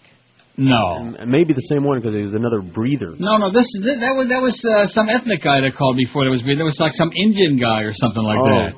No, I don't know breathing. He was one of those telemarketing kind of people from India. Yeah. Well, there was a thing on that on CBC last night about the Indian telemarketers, and it showed them all sitting in this big orifice, and they're all making the big bucks and whatever. $9,000 a month, almost as much as you're making. Almost. 1,061 votes. Now I don't know if that's dollars or rupees or whatever they got over there, or maybe they just pay them in like curry sauce. Maybe they smear a little curry on it. It's Terry Schiavo Sings is what that crazy person was. Oh, Terry Schiavo Sings? Yes. Are you sure? It's a Boga bit. But that's a Christmas thing? No. Oh. From the producers of American... Well, I'm not going to play it then. We got all kinds of Terry Schiavo bits. I don't want to hear about Terry and her... Chew! Okay? That was kind of like with me, like Alien, only not quite as hysterical. Almost, though. And the president had to leave his Crawford Ranch and rush back to Washington, and Congress had to adjourn again, or go back to whatever they were doing, one of their 4 days a year that they work. They had to convene again so that they could vote on Terry and her... Chew! Right. Because they're pandering to those Farbissina Goyim out there. That's what it's all about. That's American politics for you. Who can be the biggest bunch of panderers? It's one thing to be a panda bear. It's another thing to be a panderer. Well, there's Ahmadinejad, which I got a story about him. Ahmadinejad. Iranian students have disrupted a speech by President Mahmoud Ahmadinejad at a prestigious Tehran university, setting fire to his picture and heckling him. They were going like, hee hee hee. Not too loud, of course. Some students chanted radical slogans and inflamed the atmosphere of the meeting, at the Amir Kabir University, said the semi-official Fars news agency today, which is close to Ahmadinejad. Ahmadinejad. That's him. A small number of students shouted death to the dictator and smashed cameras of state TV, but they were confronted by a bigger group of students in the hall chanting, "We support Ahmadinejad." Ahmadinejad. That's the guy. Nice outfit, by the way. He got it at J.C. Penney's on sale. I thought it was at Kmart. It was the latest in the series of student demonstrations in recent days, the first time in at least 2 years that such protests have taken place on this scale at Iranian universities.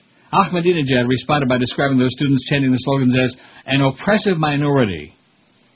A small number of people who claim there's oppression are creating oppression, and don't let the majority hear my words, he'd be saying. According to the student news agency, whatever the hell it is, ISNA, Ahmadinejad responded to the students' chants of students can die, but they don't accept degradation by lashing out at the U.S., eh? I'll see you in Mississauga, eh?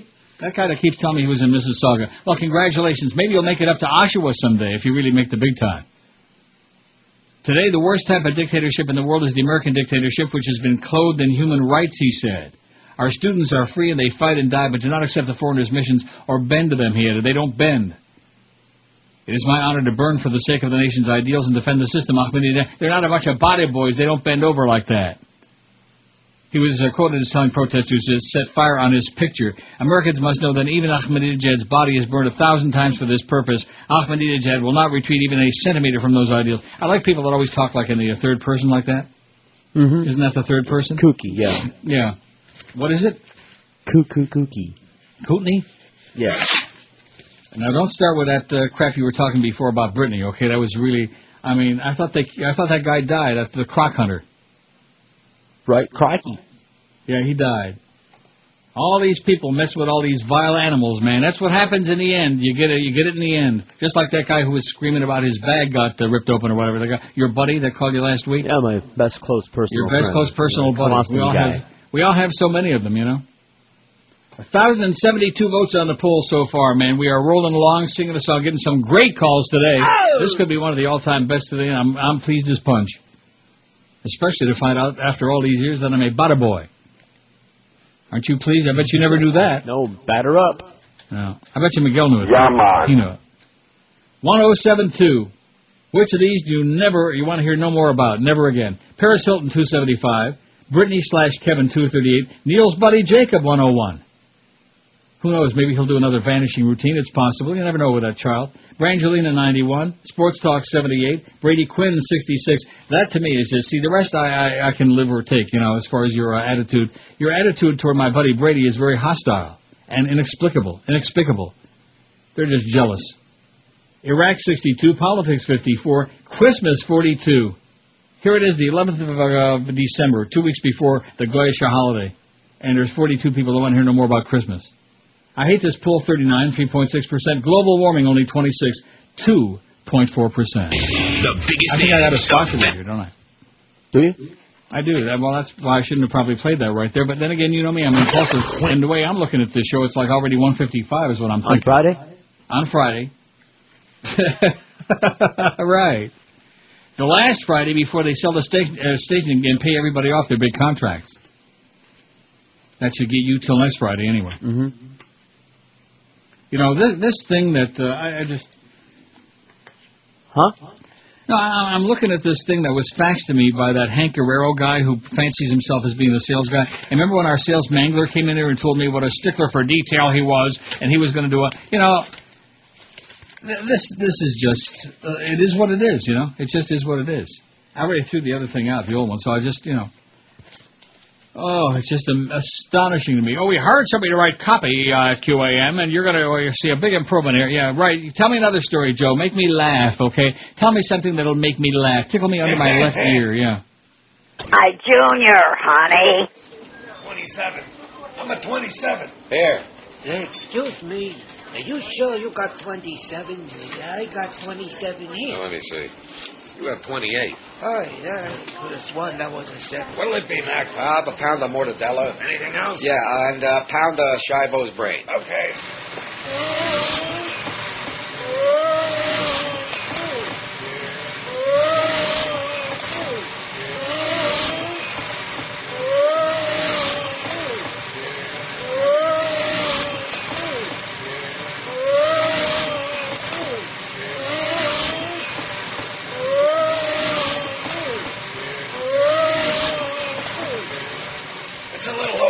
I don't think so.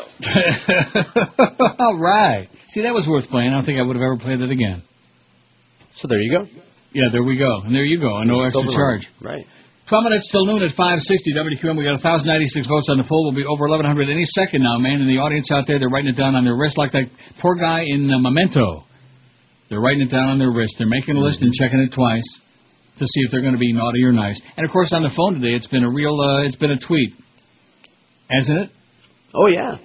5670560, pound 560 in the Verizon Singular Wireless line. Senator Barack Obama inched closer to a presidential run with his first visit to New Hampshire, home of the inaugural primary election in the campaign for the White House. Obama, who went to the Granite State yesterday to headline a Democratic Party victory celebration, told reporters that people are very hungry for leadership that moves beyond the small and petty slash-and-burn politics that we've seen over the past several years. That's what Barack be saying. Speaking later to a sold-out crowd at the Radisson Hotel in Manchester, the Illinois Democrat outlined an agenda that includes universal health care, a new energy strategy that takes advantage of alternative sources of fuel, fiscal responsibility, and a national security policy that is tough and smart. Not dumb, like Fredo, but smart, like me. Like him. Buzz around an Obama run has intensified since he said in October that he's considering seeking the Democratic presidential nomination in 2008. He plans to make a decision in early to mid-January. The freshman senator and former state legislator who first attracted national attention with his keynote speech to the 2004 Democratic Convention has quickly vaulted toward the top in polls measuring 2008 contenders. He's moved alongside or ahead of former Senator John Edwards of North Carolina, who's as boring as a dog turd, and other potential challengers trailing behind frontrunner Senator Hillary Clinton. She's the frontrunner, but he's right on her ass. Probably got a nose clip, wouldn't you think? I imagine. He has an aura of charisma, said Mark Wrighton, political science professor at the University of New Hampshire. That's a big draw at the moment. Clinton is widely regarded as the candidate to beat if she decides to run. Yet concerns about her favorability ratings, her low favorability ratings among independents and Republicans, have some Democrats looking for an alternative. Stephen Hess, presidential scholar at the Brookings Institute in Washington, says Hillary is a terribly smart person, but she's been our face since 1992. She's in your face, baby. He said Democrats are looking for somebody new, especially young people. Somebody new, not the same old face, the same old smell of Hillary. At 45 years old and barely 2 years of Washington experience, Obama would be among the youngest candidates in the race. JFK, who at 43 was the youngest person ever elected president, had 3 terms in the House, 8 years in the Senate. Obama's lack of comparable experience, coupled with no foreign policy or military background, may be a liability in the field of seasoned senators like Swillery. He can slip on a banana peel at any moment, has said. See, now, to me, I look at that as a racial comment. See that he can slip on a banana peel? Don't you look at it that way? Mike Richards would be pretty... He's probably going to use that in his next stand-up routine. Slip on a banana peel. Very, very nice. Very nice. Stephen Hess, my ass. 1,101 votes on the poll. Oh! WQAM, hello. Yeah, you buying lunch today? Yeah, I'm buying it. And you're eating it. WQAM, hello. QAM. Hello, Neil. Maxwell Smart here. I have the answer to the trivia question. He ain't no Mike Spindell, I'll tell you that. Let's get a trivia show on with Mike Spindell. Instead of that jock sniffing. What is that show we got on the weekend? Jock sniffing... Jock smells. Jock Straps with Tom Alexander. In the history of my life, I never heard anything so ridiculous. A show called Jock Straps. At least they're honest. I will say this. That copy situation that I just encountered there, that epitomizes everything that's going on in that place right now. That's why we're not like we used to be, kicking big, fat, nasty, hairy, smelly ass like we should be and used to be and could be. Schlock. We got people in that building who are just schlocking and sliding their way through life. Like Hank Guerrero, for example. He would know a piece of copy if you took 10 of them and stuck them in his ear with a mallet, with a ball-peen hammer. Hank Guerrero, my ass. And your sales manager's got the chutzpah to come in there. Remember that day he came in a couple of months ago? Oh, this is a guy that's really on top of it. You don't have to worry about Hank Guerrero. He's going to have, copy, blah, blah, blah, yeah. Like I said. Boy, does he have a lot of chutzpah. Yeah. I think he came, probably swam down from the Cohulawazi River by way of Antry. WQAM, hello. QAM. Do I have it? I punched it, nothing happened. QAM, hello. Oh, no, wait a minute. Oh, there you go. One moment, please. Hello? Hello? Yes, sir. Yeah, what does cock taste like? Chicken. 567-0560, pound 560 in the Verizon and Singular wireless line. I never asked, I never knew. I called him a name, that's all. We've been hearing that all morning. Will you relax? Jesus, God, you are. Good line. That was good. That's what we always hear. I would have thought something else, but that makes sense. You really are. Whatever he just said. WQAM, hello. QAM. Hey, Neil. Yes, sir. Domino's is at it again. Yeah. They got a meat lovers type pizza going on now. Uh-huh. They're calling it the Wilton Manor style pizza. Yeah, pass the phone back to your boyfriend, sweetheart. Schmuck. WQAM, hello. Well, this thing is doing funky things, this phone. QAM. It's probably crumbling from the pressure of the calls, you know what? It's giving, when in doubt, it's given out. WQAM, hello. Yeah, I didn't graduate with Norma Kent. It would make my holidays if you play that bit where he's at the drive-thru. That's the best. Jack in the Box? No, Norma Kent, where he's ordering. Norma Kent is at the drive-thru? Where he's working on your contract, but the cheeseburger is more important. Oh. Hold on. I'll have 5 pizza burger combos with a supersized Diet Coke and fries, a new contract with a 2-year extension, and a dozen Zeppeli. An oily paper bag of Grivenous, a gallon of pistachio mint ice cream, industrial-sized box of cornflakes, a 1-month membership to Blue Boy Online, and a quart of some young guy. Yeah, a Kugel sandwich on pumpernickel, lime-flavored Crisco Fluffy, a box of tripe tenders, 10 Neely burgers, a Bromo seltzer, and a pocket full of Miracle. For now, yeah. Anyway, Neil, are you still there?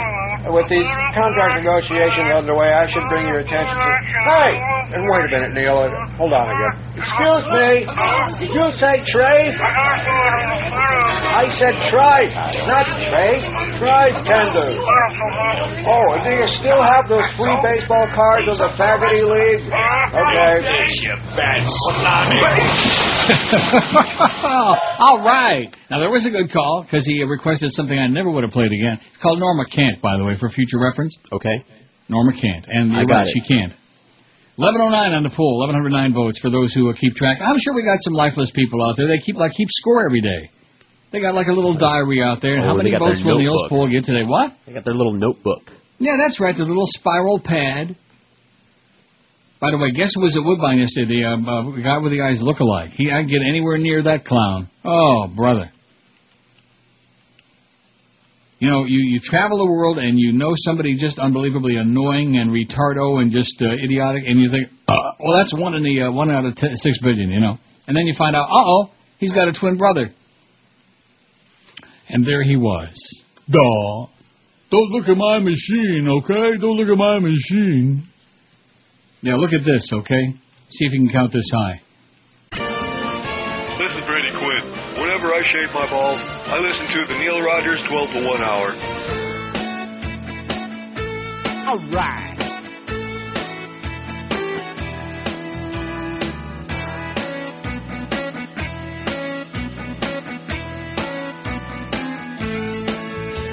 Oh, you can tell your fans you don't like their demands. If they have some request, you'll just say no.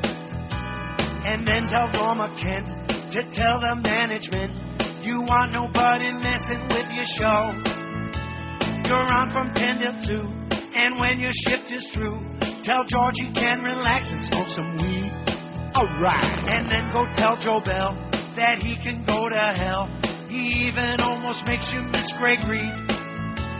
But don't play a fart, the sound of a fart. I don't think Joyce would understand. 'Cause if you play a fart, the sound of a fart, you'll be in trouble with the Beasley clan.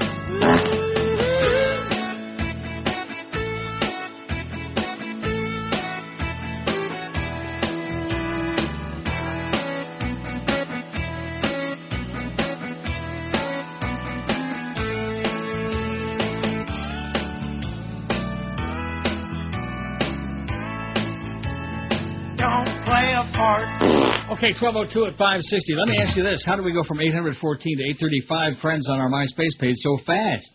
Because I just sat there approving like 20 people or so.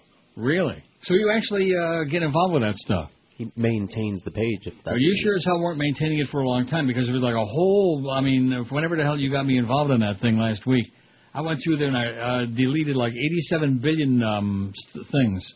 Yeah, the emails? Yeah, whatever the hell they were. Yeah, messages. Well, you don't need to delete them. You can leave them there. I don't want to leave them there. What the hell do you want to leave them there for crying out loud? Because it takes effort to delete them. Yeah. Well, I mean, get with it. Get with the program. But he's got other things to worry about, 1203 at 560 WQM. I got a really... Remember, you probably don't, because you don't pay any attention, even though you claim you're the one that wants to hear me read these. Huh? Yeah. Nick Paccioni. Remember I read a thing about God and about all that other... right, no, that was a good article. That was on Friday, I got another really good one, too, by the same guy from his blog. Right. It's on the Smirking Chimp. In God We Trust. It's on the money. It's on the money, honey. He says, is there any other culture in the world that has exploited their religious icons like Americans Christians have exploited God and Jesus? It's old news that George W. Bush and Karl Rove created a coalition rooted in Christian support to win their elections. It's newer news that a Bush insider has exposed the gimmickry and exploitation of Christians by the Republican power brokers. Liberals had this puzzle pieced together years ago when Republican masterminds invented the We Vote Pro-Life movement. How frustrating it was to quarrel with someone who votes pro-life based on the single issue of abortion while ignoring monumental environmental problems, the proliferation of guns, rampant corruption, neglect of the mentally ill and impoverished. It seemed amazing that Republican strategists were able to get millions of Christians to vote for candidates because they were supposedly wearing the Christian label while blatantly representing the antithesis of everything that Jesus cared about. But then again, Jesus never could have envisioned... could he have ever envisioned Hemi-powered pickup trucks adorned with metallic ictious fish and glowing bumper stickers proclaiming what his legacy means to swarms of Americans? Real men love Jesus. His pain is your gain. Honk if you love Jesus. This car is prayer conditioned. In case of rapture, this car is yours. TGIF. TGIF. Thank God I'm forgiven. Would you follow Jesus this close? For all you do, his blood's for you. Oh, God. I persistently hear the voice of Frederick from Woody Allen's Hannah and Her Sisters in my head. If Jesus came back and saw what's going on in his name, he'd never stop throwing up. He would think he'd been on a cruise over the weekend. Republican puppet masters aren't the only ones benefiting from the manipulation of the simple-minded that would adorn their cars with this twaddle. Obviously, the televangelists are the most direct beneficiaries, followed by the rest of the ministers that pass the collection basket and then enjoy all the luxuries of life. Less talked about are the immensely lucrative industries that have been spawned by giving the faithful what they want and need. All the aforementioned slogans are also available on coffee mugs, T-shirts, sweatshirts, bookmarks, banners, and wall plaques. If you're so inclined, capitalistic Christians have the ideal item for you, and they haven't missed a single heaven-sent gimmick. Scented candles promise to fill your home with the biblical odors of frankincense and myrrh, while various other aromas are designed to quiet your mind and lead you to more picture-perfect devotion. And who would dream of burning their candles without a candle holder inscribed with the words, I am the light of the world? Your wall clock ticks away the seconds while the hands of time sweep past inspirational messages like, as for me and my house, we will serve the Lord. And just to keep you mindful of your piety while in the kitchen, why not invest in some Christian kitchenware, including scripture-inscribed pottery, pot holders, servingware, pie plates, cutting boards, napkin rings, coasters, and aprons. And don't forget, when it's time to dry the dishes, you'll need your Thessalonian dish towels. Whose bathroom would be complete without some fruit of the spirit bath towels? That's right, you can even dry your work-worn hands on luxuriant terry cloth embossed with inspirational quotes from some of your favorite biblical action heroes. And when it's time to eat, serve up the biscuits in a beautiful basket ornamented with a Bible verse that makes mealtime more inspirational than ever. Made up of solid maple, each basket is lasered with, Give us this day our daily bread, an extraordinary addition to any table. How about a lazy Susan painted with a verse or two from Corinthians? It's the ultimate compliment to your white linen napkins that are lovingly embroidered with, Come, Lord Jesus, be our guest, and let these gifts to us be blessed. Why stop with the decor when you can eat an array of foods from a most ingenious company called Food for Life? They offer breads, buns, muffins, pocket bread, cereals, tortillas, and pastas. Their Ezekiel line of foodstuff is inspired by a Bible verse that actually gives the recipe for whole grain products. Their whole grain breads are made from the seed-bearing trees as mentioned in Genesis, packaged with colorful artwork of doves and Bible quotes. These fine foods are available in your grocer's freezer, and they're sure to fill you up in more ways than one. Don't overlook the kids. Just in case they're not already embarrassed or slightly frightened by your fanatical lifestyle, you might just want to turn off the TV and set them to play with some wonderful Bible-based wooden building blocks. Who needs Barney when your offspring can amuse themselves and build a fort from bricks engraved with Bible verses? It all stacks up to hours of fun. Joy is the name of the game for the whole family with incredible Bible memory matching games, Goodbye Candyland, Hello Holy Land. And the teens in the family will have a genuine hoot with uproarious box competitive games like Bible Mad Gab, Bible Outburst, and the Life of Christ board game. Put away Monopoly, Clue, and Taboo, and have some fun with a holy book. Don't pass heaven. Don't forget to tithe the $200. Now let's go to the office where your business card holder bears witness to your devotion. And when you're signing those pink slips, contracts, and imperative memos, use your lovely Christian Rosewood pen. The perfect tool for the very special executive. It's laser engraved with Jesus Christ is Lord and can be used for years because you can refill it with standard cross refills. And when it's time for bed, isn't it a comfort to know that your greasy hair and runny drool are soiling a pillow that reminds you that I can do everything through Him who gives me strength? Just be careful not to put your face in the pillow to read as you're dozing off. Suffocation can be unforgiving. These products are just a few of thousands. If there's money to be made, America's Christians haven't missed any angle. It's a jamboree of gimmicks, ploys, and dollars. How appropriate that the unfailing slogan on all U.S. currency boldly claims, In God We Trust. It's hard to argue with the relevance of that one. I think it says, Oh, God! We trust. Isn't that what it says? Some more than others. Some more than others. Hey, so here's an update. Yes? Fixit just came in to look at that CD player. He fixed it before when I wrote that memo, during my big lunch meeting. Mm-hmm. So now he's examining Miguel's CD to make sure that the problem is the CD. No matter how many times we tell them that the player was broken when it came in here, nobody's going to believe us. Yeah. So it must be the CD, so we're going to, so Fix-It's on the case and looking to blame it on the CD that Miguel was using. Oh, I thought maybe we were going to say that Hank Guerrero was in there, or maybe the No, nothing unimportant like our sponsors. This is a true story. We once had, it was some kind of a restaurant. I'm pretty sure it was a restaurant. And the piece of copy I had, it was a new sponsor on here. It had no phone number and no address. Excellent. Remember that? Did it mention the product they were trying to sell? Just vaguely.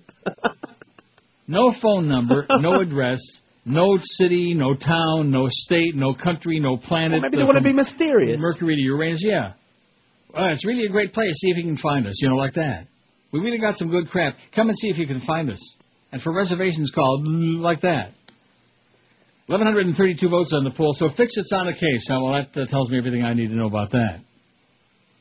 But like you said, take the check twice a month on payday. That's what it's all about. That's what they want you to think it's all about. Because that's all with them. It's all it is about.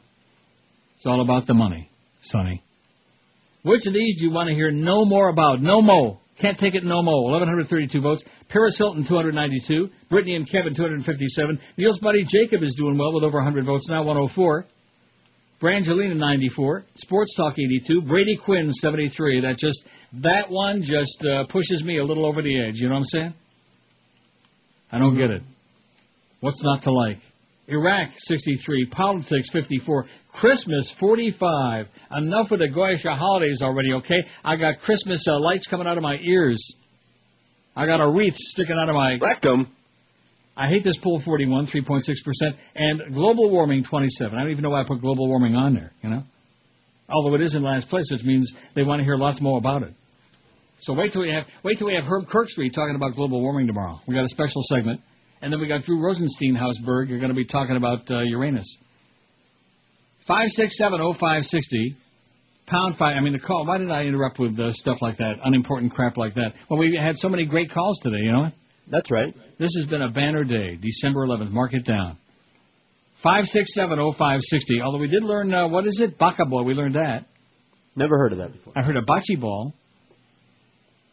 Yeah. I heard a budgie boy. I thought a budgie is like a parakeet. Yeah. Isn't it? Yeah, I think so. Oh. WQAM, hello. Neely. Yes, sir. What's the dealie? Hey, didn't I hear you say last year that you fell out on the street and you busted your butt? No. And then some old man helped you up off the street? Oh, yeah, in the ice. Yeah, right. Yeah, so... Didn't bust my butt, though. I just slipped on the ice. So everybody else, even the kids were falling down, okay? So I don't feel like a stodgy old man. All right, so why wouldn't you wear your steel-cleated galoshes that George sent you? Because I didn't. That's why he's sending me, schmuck. Jesus, God. So he needs to update his notebook. Yeah, update your life, okay? Update your little notebook. Get out your little spiral loose leaf binder there and write in there. Oh, after Neil fell on the ice last year when they had Ice Day, George sent him a bunch of steel cleats to put on his shoes, okay? Yes. Schmuck. Steel belted radials. Seriously, you wonder why people are just pouring out of that place. I know they're pouring in too, but I don't boy, wonder. Don't unpack your I bags. wonder about that. Anybody that just arrived in South Florida, number one, here's lesson number one. You made a bad mistake. Lesson number two, don't unpack anything. Give it a couple of weeks and you'll say, oh, my God, what did I do? Oh, my That's God. right, just like that. What am I doing here? What did I do to deserve this? The biggest names, the best talent. This is Neil Rogers. Take your children. I'll sell them to some Haitians.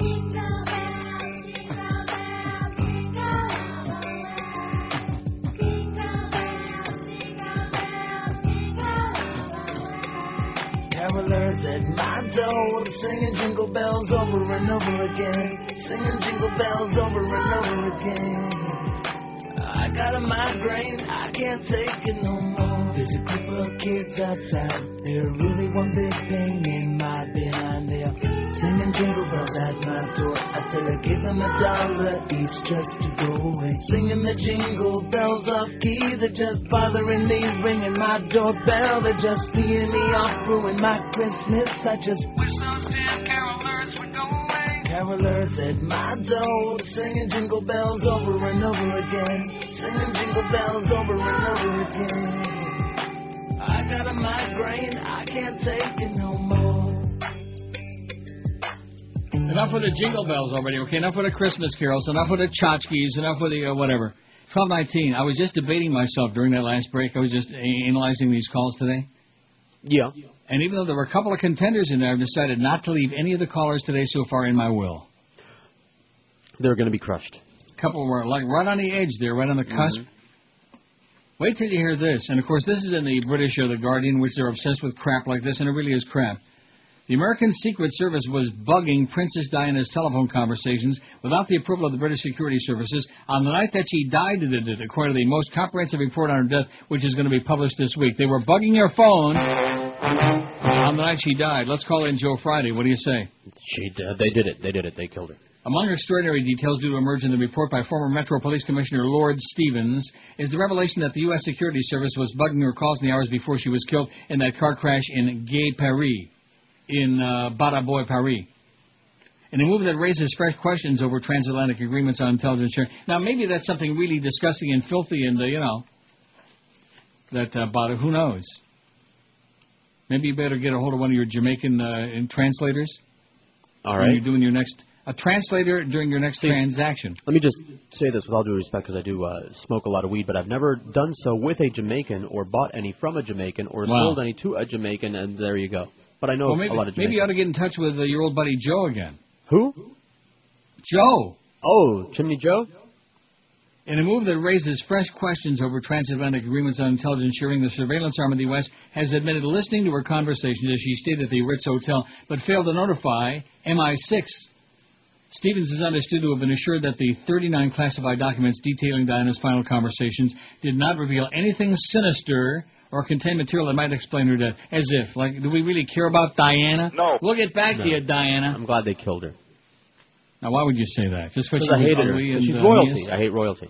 Oh. Well, she married into royalty. She wasn't really royalty. Exactly. And the Queen hated her like so poison. She's royalty by choice. The fact that the Queen hated her like poison meant that I liked her even though I didn't. No. She chose it. The Battenbergs. Scotland Yard's inquiry published last Thursday also throws up. A lot of that going on. Maybe she was on a cruise ship before she got in that car. Throws up further intelligence links with the Princess of Wales on the night she died. The driver of the Mercedes, Henri Paul, was in the pay of the French equivalent of M15. Stevens traced £100 he had amassed in 14 French bank accounts, though no payments had been linked to Diana's death. He was another super spy, or of some sort, Kind of like, what's his name from The Gong Show? Chuck Barris. Stevens' conclusion is that Diana, her companion Dodi Fayed, and Paul himself, what a name, Dodi. How about Dodi Fayed, huh? Remember that show, Howdy Dodi? Mm-hmm. With Buffalo Bob? Hey, kids, what time is it? It's Howdy Dodi time. And Paul himself died in an accident caused by Paul driving too fast through the Pont d'Alma underpass in Paris while under the influence of drink. Tests have confirmed that Paul was more than 3 times over the French drink-drive limit and was traveling at excessive speed.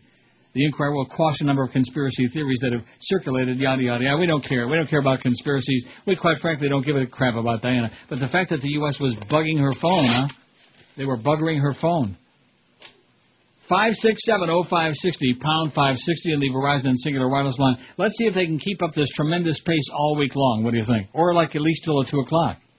You think so? No. I doubt it.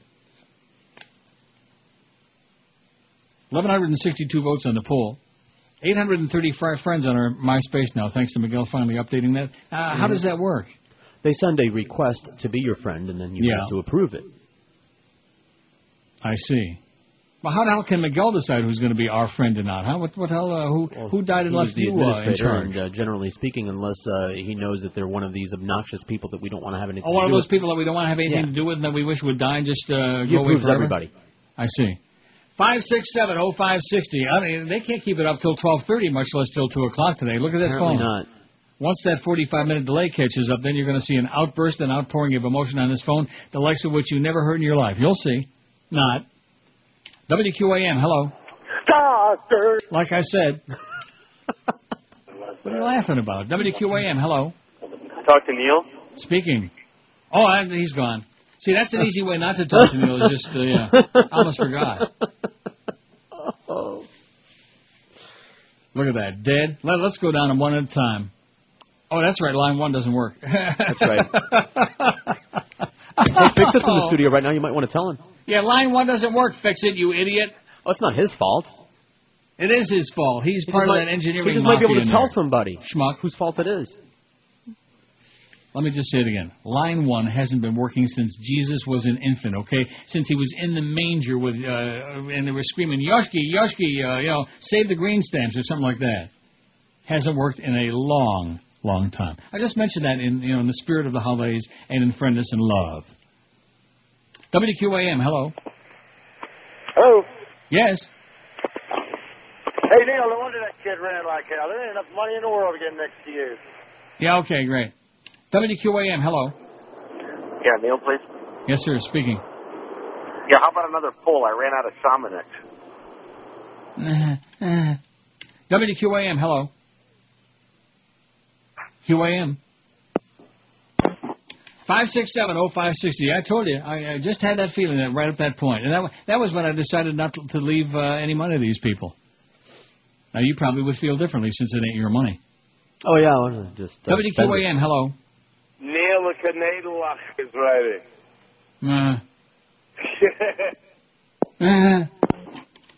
567-0560 as the beat goes on. I think we're going to play like all bits between now and the new year. Just like I did on whatever day. What was that day? Was it like the day, or was it after Thanksgiving? Okay. And it was a great show, if I do say so myself, with a fabulous choice of really marginally entertaining stuff, since that's all we can play anymore. We can't play anything that's really funny because it'd probably get Joyce all bent out of shape. WQAM, hello. Uncle Neil. Yes. Good morning. How are you, sir? Okay, sir. Good evening. Good, good. I'm calling from Tallahassee. Just caught the latter end of your conversation. There we go. You guys have a MySpace page? Yes. How do I locate it, Neil? MySpace.com/Neil God. All right. Rock on, Neil. Okay, see you, Pally. Or as George would say, backslash. I'm not going to argue about which is the back I and do which not is the front. say that. And I've been told that you are a backslasher anyway. Right. I have never said that. The hell you didn't. You told somebody that last week. Last Friday, somebody asked about the address for the MySpace page, and you went on Listen, boop. Gramps, I never say backslash. Listen, and I never punk. have. Yeah. It's slash or forward slash. Well, what the hell? Why Slash do you have to means say forward slash? You don't Why do have you have to say. You don't have to, but some people. Don't you think anybody with an IQ that can go online, that can get that far, okay, can get that far as to type in MySpace.com? No. They do it all the time. Oh, that's right. I forgot. It's our crowd. Forgot. Sorry, mister. This is Neil Rogers. And butts and boinking. Absolutely. Return to Santa. Oi! Return to Santa.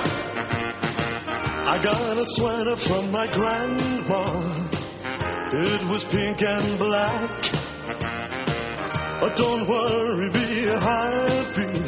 Was printed on the back. He wrote upon it. All right. Return to Santa.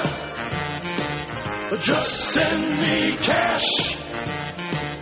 Your tacky sweater gave me a rash. I got a fruitcake and some plaid pants. Hair clip is for my nose. Another bottle of Old Spice. Boy, did I get hosed. He wrote upon the Return to Santa. Who needs this junk? This year's Christmas really stunk. He wrote upon the Return to Santa. Don't mean to be rude, but this Christmas I got Scrooged. Absolutely. Return to Santa. Return. Drop 32. Boy, let's get these next 1 or 2 days over with. Let's get into the new year. 2007, man, it's going to smell like heaven, you know what? And the bread's going to be on 11. 1189 on the poll. Almost 1,200 already. Boy, that is really impressive. Not as impressive as your calls, though, today. You notice how the holiday season brings out the best in the South Florida people? Always does. Oh, yeah. The cream rises to the top. 567-0560. Pound 560 on the Verizon Singular Wireless line. 1189. I bet you next time I refresh that, we're going to have 1,200 votes. You can take that and put that in your pipe and try smoking that, okay? Hook it up to your cube. I'll smoke it. I bet you'll smoke anything. WQAM, hello. Neil. Yes, sir. Hey, happy holidays. Happy Christmas in Chinooka, man, and Kwanzaa. And belated Pesach. Yeah. Neil, you remember the other week you were talking about Ricky Ticky and his eternal cap? Yeah. Like he wears it everywhere. I mean, can you imagine if a DJ had made a bad choice initially and he was stuck with it like carrying a surfboard in front of his gut? Well, you're right. No money in my will for that guy. What would you pay for that call? How many cents? About 30, man. Would you pay for that call, huh? But he was trying very hard. You notice he was trying to formulate some material there. You could hear him working on it, and the material too. You got a sharper ear than I do.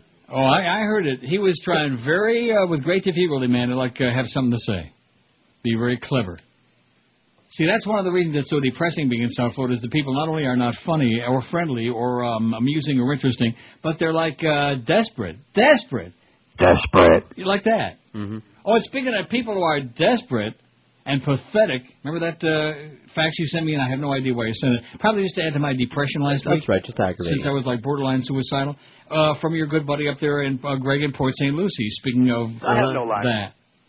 Try to get on our MySpace, and before Miguel even got to it, I already bumped him out of there, deleted, turned him down. We don't want you on there. Get out of our lives, okay? Talk about poster child for pathetic. In fact, that's what the P stands for in PSL. Pathetic St. Lucie, man. Tragic. WQAM, hello. How come I punch these things up and sometimes they do and sometimes they don't? There it is. QAM, hello. Okay, good one. One of the better ones. QAM, hello.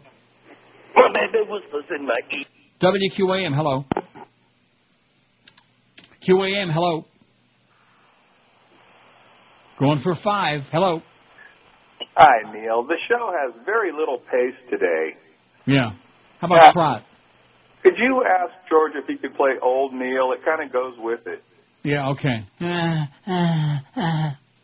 By the way, we saw your numbers and they still suck, okay? That was Joel Feinberg doing a shtick. So shtick it. 1192. Yeah, the show has very little pace today. Where's the Somonex? WQAM, hello. Neil, what's going on?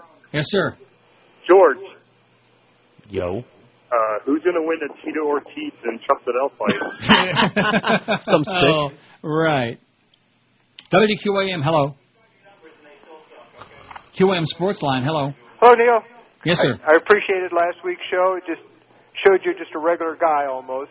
I'm a human being with foibles and weaknesses and stupidity and whatever, you know. And also, I think, since you've been seeing a lot of bad movies lately, maybe you should watch Brazil. Brazil? Yes. It's one of the Monty Python type things. Okay.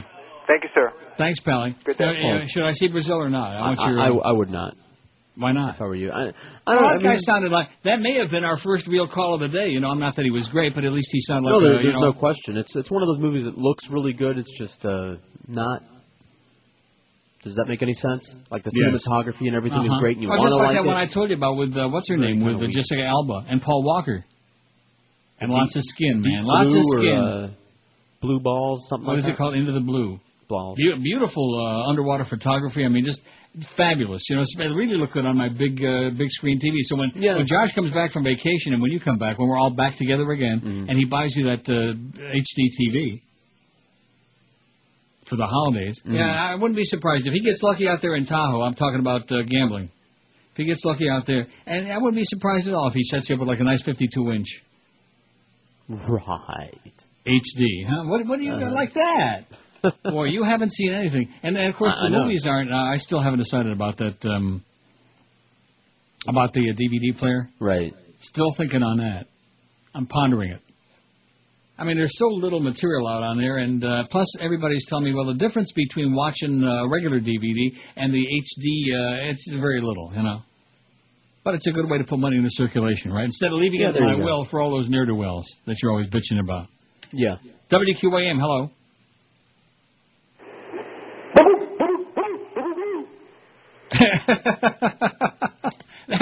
That was the worst Eddie of all time, wouldn't you say? Absolutely. Excellent. Worst Eddie of all time. Congratulations. Now, there's a guy who might leave a couple of bucks. I doubt it. WQAM, hello. Hey, Neil. Yes, sir. I was wondering when you were going to reveal to the world that you're the one who knocked up Dick Cheney's homo daughter. Oh, yeah. Well, I was trying to keep it under covers, man. 5670560. There he goes, starting to pick on that poor Diesel Dyke again, Lynn Cheney's daughter, just because Lynn likes to write those steamy Bulldyke novels. And their daughter got... And of course, I love the way that they talk about this. Well, they're not revealing. The couple isn't revealing how she became pregnant, you know. Now, it must have been an immaculate contraception, wouldn't you think, since the Cheneys are so close to God? I would think so. I'm guessing turkey baster myself. Yeah, that might have done it. Or maybe a little roll in the cucumber patch. That might have done it, too. You never know. The Lord works in mysterious Maybe ways. she got it from a doorknob or a toilet seat. 1,201 votes. We look at that. We are over the 1,200. 1,203 now. Man, oh man, we are really on fire today. Not as hot as the callers, though. I got to hand it to them. 22 before 1. Don't forget, we got the Mad Dog today, and I'm sure that the Dolphin fans will all be calling, oh, we kicked ass on your Patriots yesterday. Well, you know what, big deal. I knew it. I smelled it. And when I got home, man, from that marginal machine yesterday and losing a little bit of money, and I raced right to that TV, turned on my big HD TV, I went to my digital cable, and to my PVR, and erased that whole thing. I never saw one play. Never saw 1 second, never saw one play. I read the rundown of the Boston Globe, and it was weak. And of course, George is probably just crestfallen, you know. What? Well, the Dolphins didn't lose, and it always bugs you, because you're so negatory, you know. What? Everything in South Florida. Freudians, dumb as dirt. Deck the malls with cards of credit.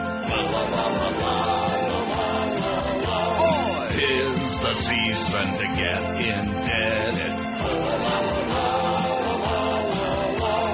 At the mall with my friend Daryl. Parking put our lives in mile-long lines and frowning faces greet us both with verbal disgraces. Christmas shopping, sure no pleasure. I must resort to drastic measures. Get out of the way, kid. I get the Robo-Raptor. Push the kid and cuss the cashier. Fa la la la la la la la la. After this, I'll need a cold beer. Fa la la la la la la la. Sing your carols all you want, you little brats. Doesn't make this any happier for me. Yeah. When will you get my age?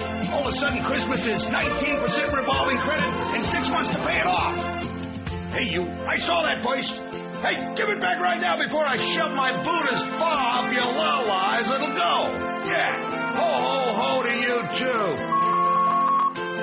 Hey, miss, how can that possibly be out of stock? Don't you people realize there's more than one customer who might want to buy it on special? Where's the manager? I'm the manager. You got a problem? I only wish the happiest of holidays to you and yours, sir. Kids, come here. Help me sing, okay? Yeah. La, la, la, la, la. I gotta get out of here. Merry Christmas, yeah. Well, it's gonna be a long drive home. 14-1 at 560 WQM. 1,214 votes on the poll. Calls have been really something. We can't use the word on the air. Which of these do you want to hear no more about? Paris Hilton, 320. Brittany/Kevin, 270. Neil's buddy, Old Jacob, 110. Brangelina, 101. Oh, she's getting right on Jacob's ass. Sports Talk, 90. Brady Quinn, 81. Iraq, 66. Politics, 56. Christmas, 49. I hate this poll, 43, 3.5%. And global warming, 28. We're in. A homeowner said Friday that whoever stole the baby Jesus from his manger scene in Plastown, New Hampshire, was disrespectful because he replaced it with an empty beer can. What's wrong with that? That is disrespectful. If they'd have replaced it with a full one, that would have been better. Bob Chuljain said that the Jesus figure was stolen from the manger scene on Wednesday night last week. Chuljain said he made the nativity scene more than 3 decades ago with his chillins. It's something we kind of did together, he said. You just wonder, what was in the person's mind who actually did that? What was the reason for it? Why leave the beer can? What's the connection, said Chuljain, who doesn't want to press charges. Charges for leaving an empty beer can in the manger. Wooljain let me say it again. Wooden cutouts of sheep and cows remain. Only 2 of the 3 wise men stand on either side of the manger. Wooljain said the third was stolen 8 years ago. He said he'll replace the illuminated figure with another doll for the time being. Another doll.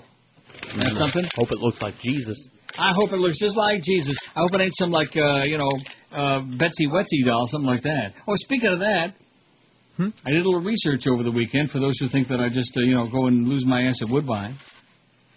You know what it's about? Remember I asked on Friday or whatever the hell day it was? About what they did before toilet paper? Oh, yeah. Well, I'd like to know. Obviously, it says toilet paper hasn't been around forever. We can be pretty sure that those living before the late 19th century weren't able to drop by their local Quickie Mart megastores to pick up a case of Charmin Triple Ply or Cottonelle Flushable Moist Wipes. Rather, the innovation of a roll of toilet paper is a very modern product and convenience, which today has arguably become a household commodity. In most households, that is. Arguably. So then, how did we go from nature's fruitful leaves to the multiple choices that we're bombarded with every time we enter the tissue section at the grocery store today? Back in the day, I'm sure before you were watching TV, well, maybe not, but when they were advertising like Charmin and stuff like that, they couldn't say toilet paper on here. Oh, yeah, I knew that. You also couldn't say or show an armpit. So it was TP, or then it was toilet paper. She'd have to, in the spot, she'd have to whisper, toilet paper, yeah. Don't say it out loud. How far we've gone. It's like farting, if you fart, one thing to fart, real quiet. I'm trying to find here, but if you do it real, see? Barely hear it. Oh, there we go. Real quiet. As opposed to, oh, God. That was just a raspberry, Joyce, a boysenberry. Evidence seems to suggest the original material used in place of toilet paper ranged anywhere from leaves and sticks to cobs of corn, even linen. It is believed that although the earliest form of toilet paper on a roll wasn't introduced until 1880, people made do with very many, I know. People made do with many various items that stem from their environments. Well, what an educational show this is, okay? I mean, I wish we could cram about 100 of these really great calls in there in lieu of this right now, but we won't. For example, those living in the northern parts of the world, especially the Eskimos, used tundra moss when available in the summer months and handfuls of snow during the balance of the year. Now, I want you to stop and think about how good all these people must have smelled, you know what? Oh, man. Woo! Better get another piece of tundra moss, Edgar. Those living in coastal areas or tropical settings use mussel shells or old coconut shells. Mussel shells? Or old coconut shells. Boy, oh boy, you talk about popping some bad roids, man. Those living in the colonial times of America, when farming consisted of 75% of the U.S. practicing workforce, used corn cobs or hung paper products in the form of mail-order catalogs like those of Sears Roebuck. You don't like the Sears catalog? Wipe your ass with it. In ancient Rome, the popular item was a sponge attached to the end of a stick immersed in salt water. If this were the case today, don't you think it's possible we might take the coined phrase, wrong end of the stick, a little more seriously? It says, ha-ha, yuck, yuck. And there's a picture of the Colosseum. El Coliseo, which I have no idea other than the fact it's in Rome. What does that mean? Even more inconceivable, many societies in the eastern parts of the world saw it socially correct to use their left hand. Some theorists believe that this is why most cultures use their right hands when meeting new people. Oh, I see. So in other words, wipe your butt with your left hand and then shake hands with your right hand with new people that you want to meet and greet. Your wiping hand and your eating hand. Right. And don't confuse them, whatever you do. This previous form of hygiene is still transgressed in those cultures today as they find it rude and socially incorrect to shake the left hand of each other. Regardless of what was used or how gross our associations of toilet paper in the bathroom may be, the product itself has made life easier for everyone and has made finding things to clean ourselves up a thing of the past. Today, there are over 5,000 different companies producing bathroom tissue around the world, trying to make our lives more convenient, clean, and efficient. In a study done back in 1997, it was estimated that 71.48 frugal people contribute to the waste of one roll of 1,000-sheet ply toilet paper every day. Do you understand that? No. It was estimated that 71.5 frugal people contribute to the waste of one roll of 1,000-sheet single-ply toilet paper every day. I don't understand that. It don't make any sense. With a little over 6 billion humans living on Earth, that calls for the daily production of 83,048,116 rolls per day, with no days off and no vacations, 30.6 billion rolls per year, and 2.7 rolls per second. How do you like that? Strangely enough, that's 80% greater than our daily consumption or use of salt, 63% greater than our average use of milk, and 84 billion more people served annually than McDonald's fast food restaurants. Yet still we oftentimes remain oblivious to toilet paper and take advantage of the convenience it provides for us. Yeah, you take it for granted. Not me. As opposed to saying, oh, thank you, Lord, so much for my Charmin. Thank you, Mr. Whipple. God bless you. I take In fact, it this everywhere. holiday season, say a little bracha for Mr. Whipple, for Christ's sakes. Furthermore, Americans skip to the loo. Oh, skip to the loo. Where is this from? Skip to the loo. An average of 6 times a day, adding up to as much as 47 minutes in a single 24-hour time period. Women spend more time with the fluffy white stuff than men, approximately 32 months in a lifetime versus 25 months for men. All you guys out there, 25 months of your lifetime you're going to be spending in the can. However, women on average also tend to live longer than men, which object most often to men leaving the seat up. Well, too bad. Tough crap. Oh, sorry. Mm-hmm. Each time we reach for the cotton savior, an average tear of 5.9 sheets is ripped from the roll. 44... Oh, here we go again with you and Joe Costello. 44% of people wipe from front to back, and 60% look at the paper having just wiped. 42% fold, 33% crumple, 8% both fold and crumple, 6%... Oh, no! Oh, come on. 6% wrap it around their hands. What? And at least 50% of people have at one time or another wiped with leaves or something foreign to toilet paper. 8% with their hands, 1% with money. Really? You know that money in my will? Wipe your ass with it. You know, in case of emergency. Yeah. It's worth $1. Yeah. Well, I hope it's a big old dollar bill, I'll tell you that. Well, it's worth $5. Although toilet paper carries an amazing historical past and significance to our lives, frequent more times daily than the toothbrush, hairspray, shower, or dinner table, we too often forget about the importance of toilet paper. Whether it's due to the bad rap that comes with its association with the bathroom, what goes on in there, or just the simple fact that we never had to do without it. This multiple-purpose paper provides for us, makes things more convenient for us, ultimately helps us look, feel, and be clean. And it says some people like to poke fun at it, like Seinfeld or MTV's Beavis and Butthead. Others like to waste it or eat it. Huh? You all know what I'm talking about, the type of person who consumes half the roll per trip to the bathroom because of one bad experience that caused them to be petrified or even getting their hands dirty. Well, it goes. I don't want to. It's just middle of lunch hour, man. Enough is enough. Wrap it around their hands, okay? Now, I'm wondering, is that before or after they've used it? Huh? Think about it. I'd rather not. Okay. Well, why not? Life is a bunch of crap oftentimes, and especially at QAM. We're full of crap. That's especially the sales department. The biggest names, the best I talent. saw it, Hank Guerrero. You idiot. Sports Radio 560 QAM. Well, thank you. Thank you very much. This here is the King. I know I haven't been around much for a while, but I want y'all to know that up here in rock and roll heaven, I'll be thinking of you this Christmas. I'd like to give y'all a special Christmas message. A message of peace. Like, how about a little piece of that pie going by? Thank you. Thank you very much. Like I was saying, Christmas is a time of hope, a time of joy, a time for loving. And I sure would love a big slice of that pizza you got there. Thank you. Thank you very much. Oh, yeah, Christmas. Now, Christmas to me means family. And family means friends. And friends means getting together. And getting together means eating. Oh, pass me that drumstick, would you please? Oh, thank you. Thank you very much. And I just want to say to you right now, you know, I may be a big star, maybe too big. But ain't nobody so big you can't reach out a helping hand. Would you hand me a helping of those mashed potatoes over there, would you please? Thank you.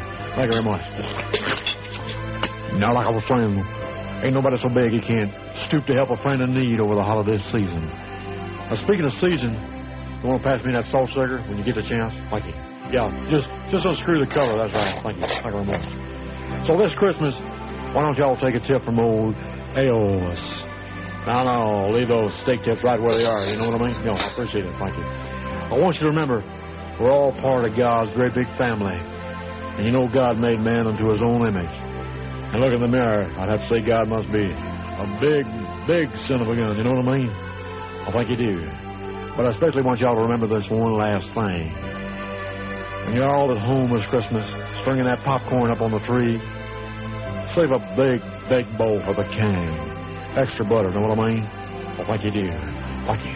Thank you very much. 102 at 560 WQM on one of the banner days, man. We haven't had calls like this in a dog's age, in a long time. And I think it was appropriate. I shoved the old toilet paper store right in there, too, don't you? That was great. That was informative. According to the investigation of allegations related to improper conduct involving members and current or former House pages, what's become known as the Page Report, Congressman Jim Colby of Arizona received and tried to suppress sexually explicit communications in October 2001 sent by Representative Miss Mark Foley to a House page Colby had sponsored the previous semester. That communication, the former page told the authors of the report, involved Foley making reference to the size of his penis via instant message. The former page contends that he affixed the IM conversation to an email he sent to Colby, asking Colby to take care of it. Soon thereafter, the former page received an email from Foley apologizing for making him feel uncomfortable. But later in the report, Colby denies that he knew the precise nature of the inappropriate communication. The page said that he had an email from Congressman Foley. According to Colby's deposition, I didn't see any communication that the former page had received, and as far as I know, my assistant hadn't either. Later in the report, though, according to the former page, Colby warned him, it is best that you don't even bring this up with anybody. There's no good that can come from it if you actually talk about this. That man, Foley, has resigned anyway. According to the report, Colby himself is under investigation by federal authorities. The investigative subcommittee was provided with information concerning certain allegations made regarding Representative Jim Colby and his interaction with former House pages, the report reads. And though the report concludes that an investigation of Colby would be within its jurisdiction, and the subcommittee heard some testimony about Colby's actions, Representative Colby did not provide full and complete testimony regarding the allegations, citing the pending federal inquiry. How do you like that? There's a major federal inquiry as to whether Foley made reference to the size of his penis by instant message and whether Jim Colby knew about it. About the message, not about the size. 1,240 votes on the poll so far on a very marginal Monday. Which of these do you want to hear no more about? None. Zippity-doo-dah. Paris Hilton, 329. Brittany and Kevin, 279. Neil's buddy Jacob, 111. I think we can go along with that, no problem. Brangelina, 102. Sports Talk, 91. Brady Quinn, 83. That I cannot honor that wish. Iraq, 67. Politics, 57. Christmas, 49. I hate this poll, 44, 3.5%. And global warming, only 28 out of 1240. 1240, WGVA, Geneva, New York. It's enough to want to make me play Young Neil, but I won't. Almost enough to make me want to play Young Neil. And Old Neil I don't have anyway. I have Old Neil Young. We went through that last week. I know, it's not that old. It's on one of those CDs somewhere that you it must have been pretty weak. Kicked onto the floor. Must have been really bad. I thought it was cute. 5670560, pound 560 on the Verizon Singular Wireless line. WQAM, hello. Yeah, like I said, man, my finger is so sharp today. Good thing I wasn't near his rectum with my finger. WQAM, hello. QAM. Hey, want to talk to Neil? Speaking. Hey, Neil, what's up? Long-time caller, first-time listener. Turn that around. Hey, Yeah. how about, I wanted to get back to the toilet paper thing. How do blind people know when they're done wiping? They don't. Excellent question. Okay, that's a very good question. How do blind people know when they're done wiping their Rectum. That is a magnificent question and something that most of us sighted people have never given much thought. The answer is they don't. They don't. They just probably by the aroma. Huh? Maybe. You think that's it? You know, once upon a time in here on this floor, the lights went out while I was in the middle of some business. Yes. So Heavy duty? I had to figure out the answer to that question. And the answer is you don't. You just take a good guess. You just do what you normally do. Yeah, you try to be thorough and say that no no matter how weak the job was, sure as hell I had to beat the Eskimos. I did my usual routine, but like 3 times. And with all due respect to that pissed off caveman in the Geico spot, guess what? They probably weren't all that sanitary either, okay? Could be wrong. I have a feeling. Nevertheless, that's no reason to pick on Nevertheless. QAM, hello. And the Dolphins are in the win column. Whoopie-doo. Well, that sure impresses the hell out of me, man. WQAM, hello. Boy, these are good. And they just keep getting better. WQAM, hello. Deep breath. Yeah, he had to take a deep breath before unleashing it. Like that. Always a good idea to take a real good, get up a full head of steam. for your quarter second of fame. 5670560. I got a pretty decent pile here, you know. In fact, I'm thinking, you know, this. How long ago did we start taking calls again? 2 weeks today? Okay. I think it's been an interesting experiment. One that may not last through the end of this year. You know, I was thinking maybe we might, you know, carry it into the new year. I have my doubts.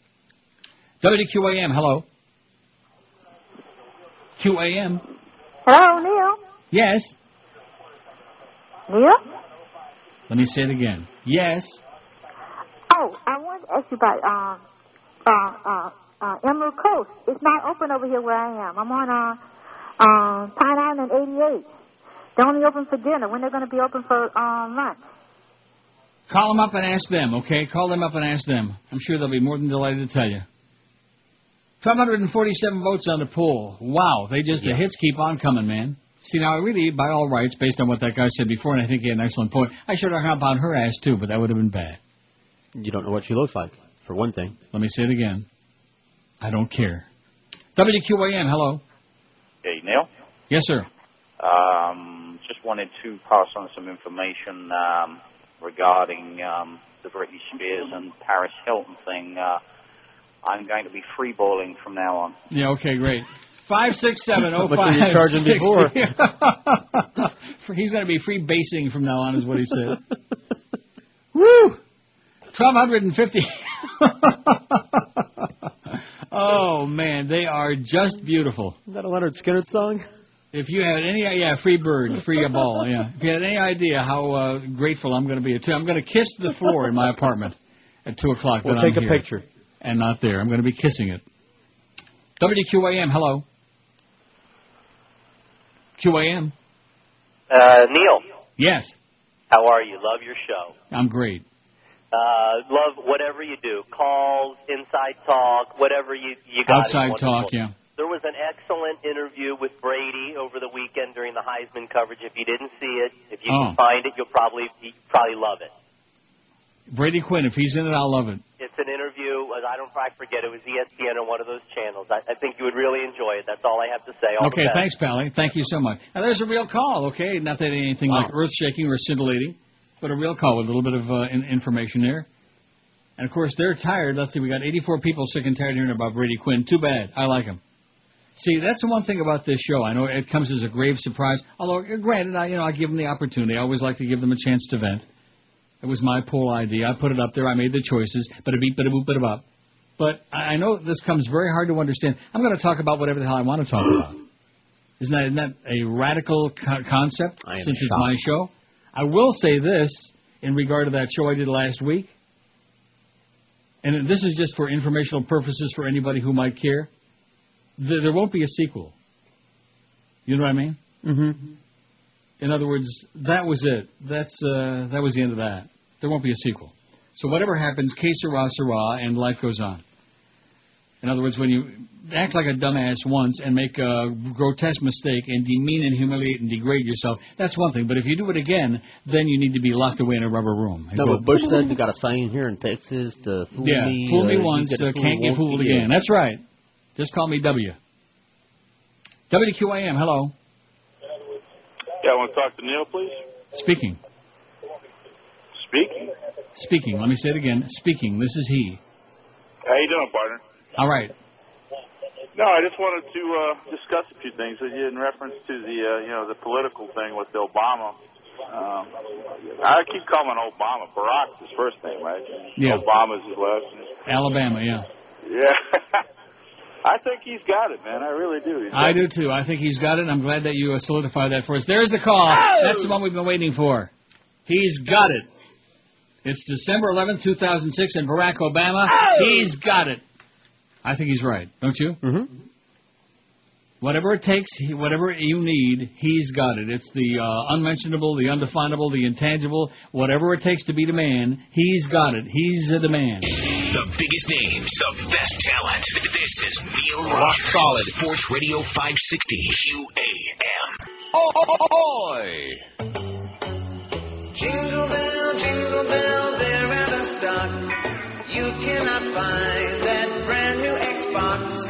Knowing the inventory at its run means your anger time has begun.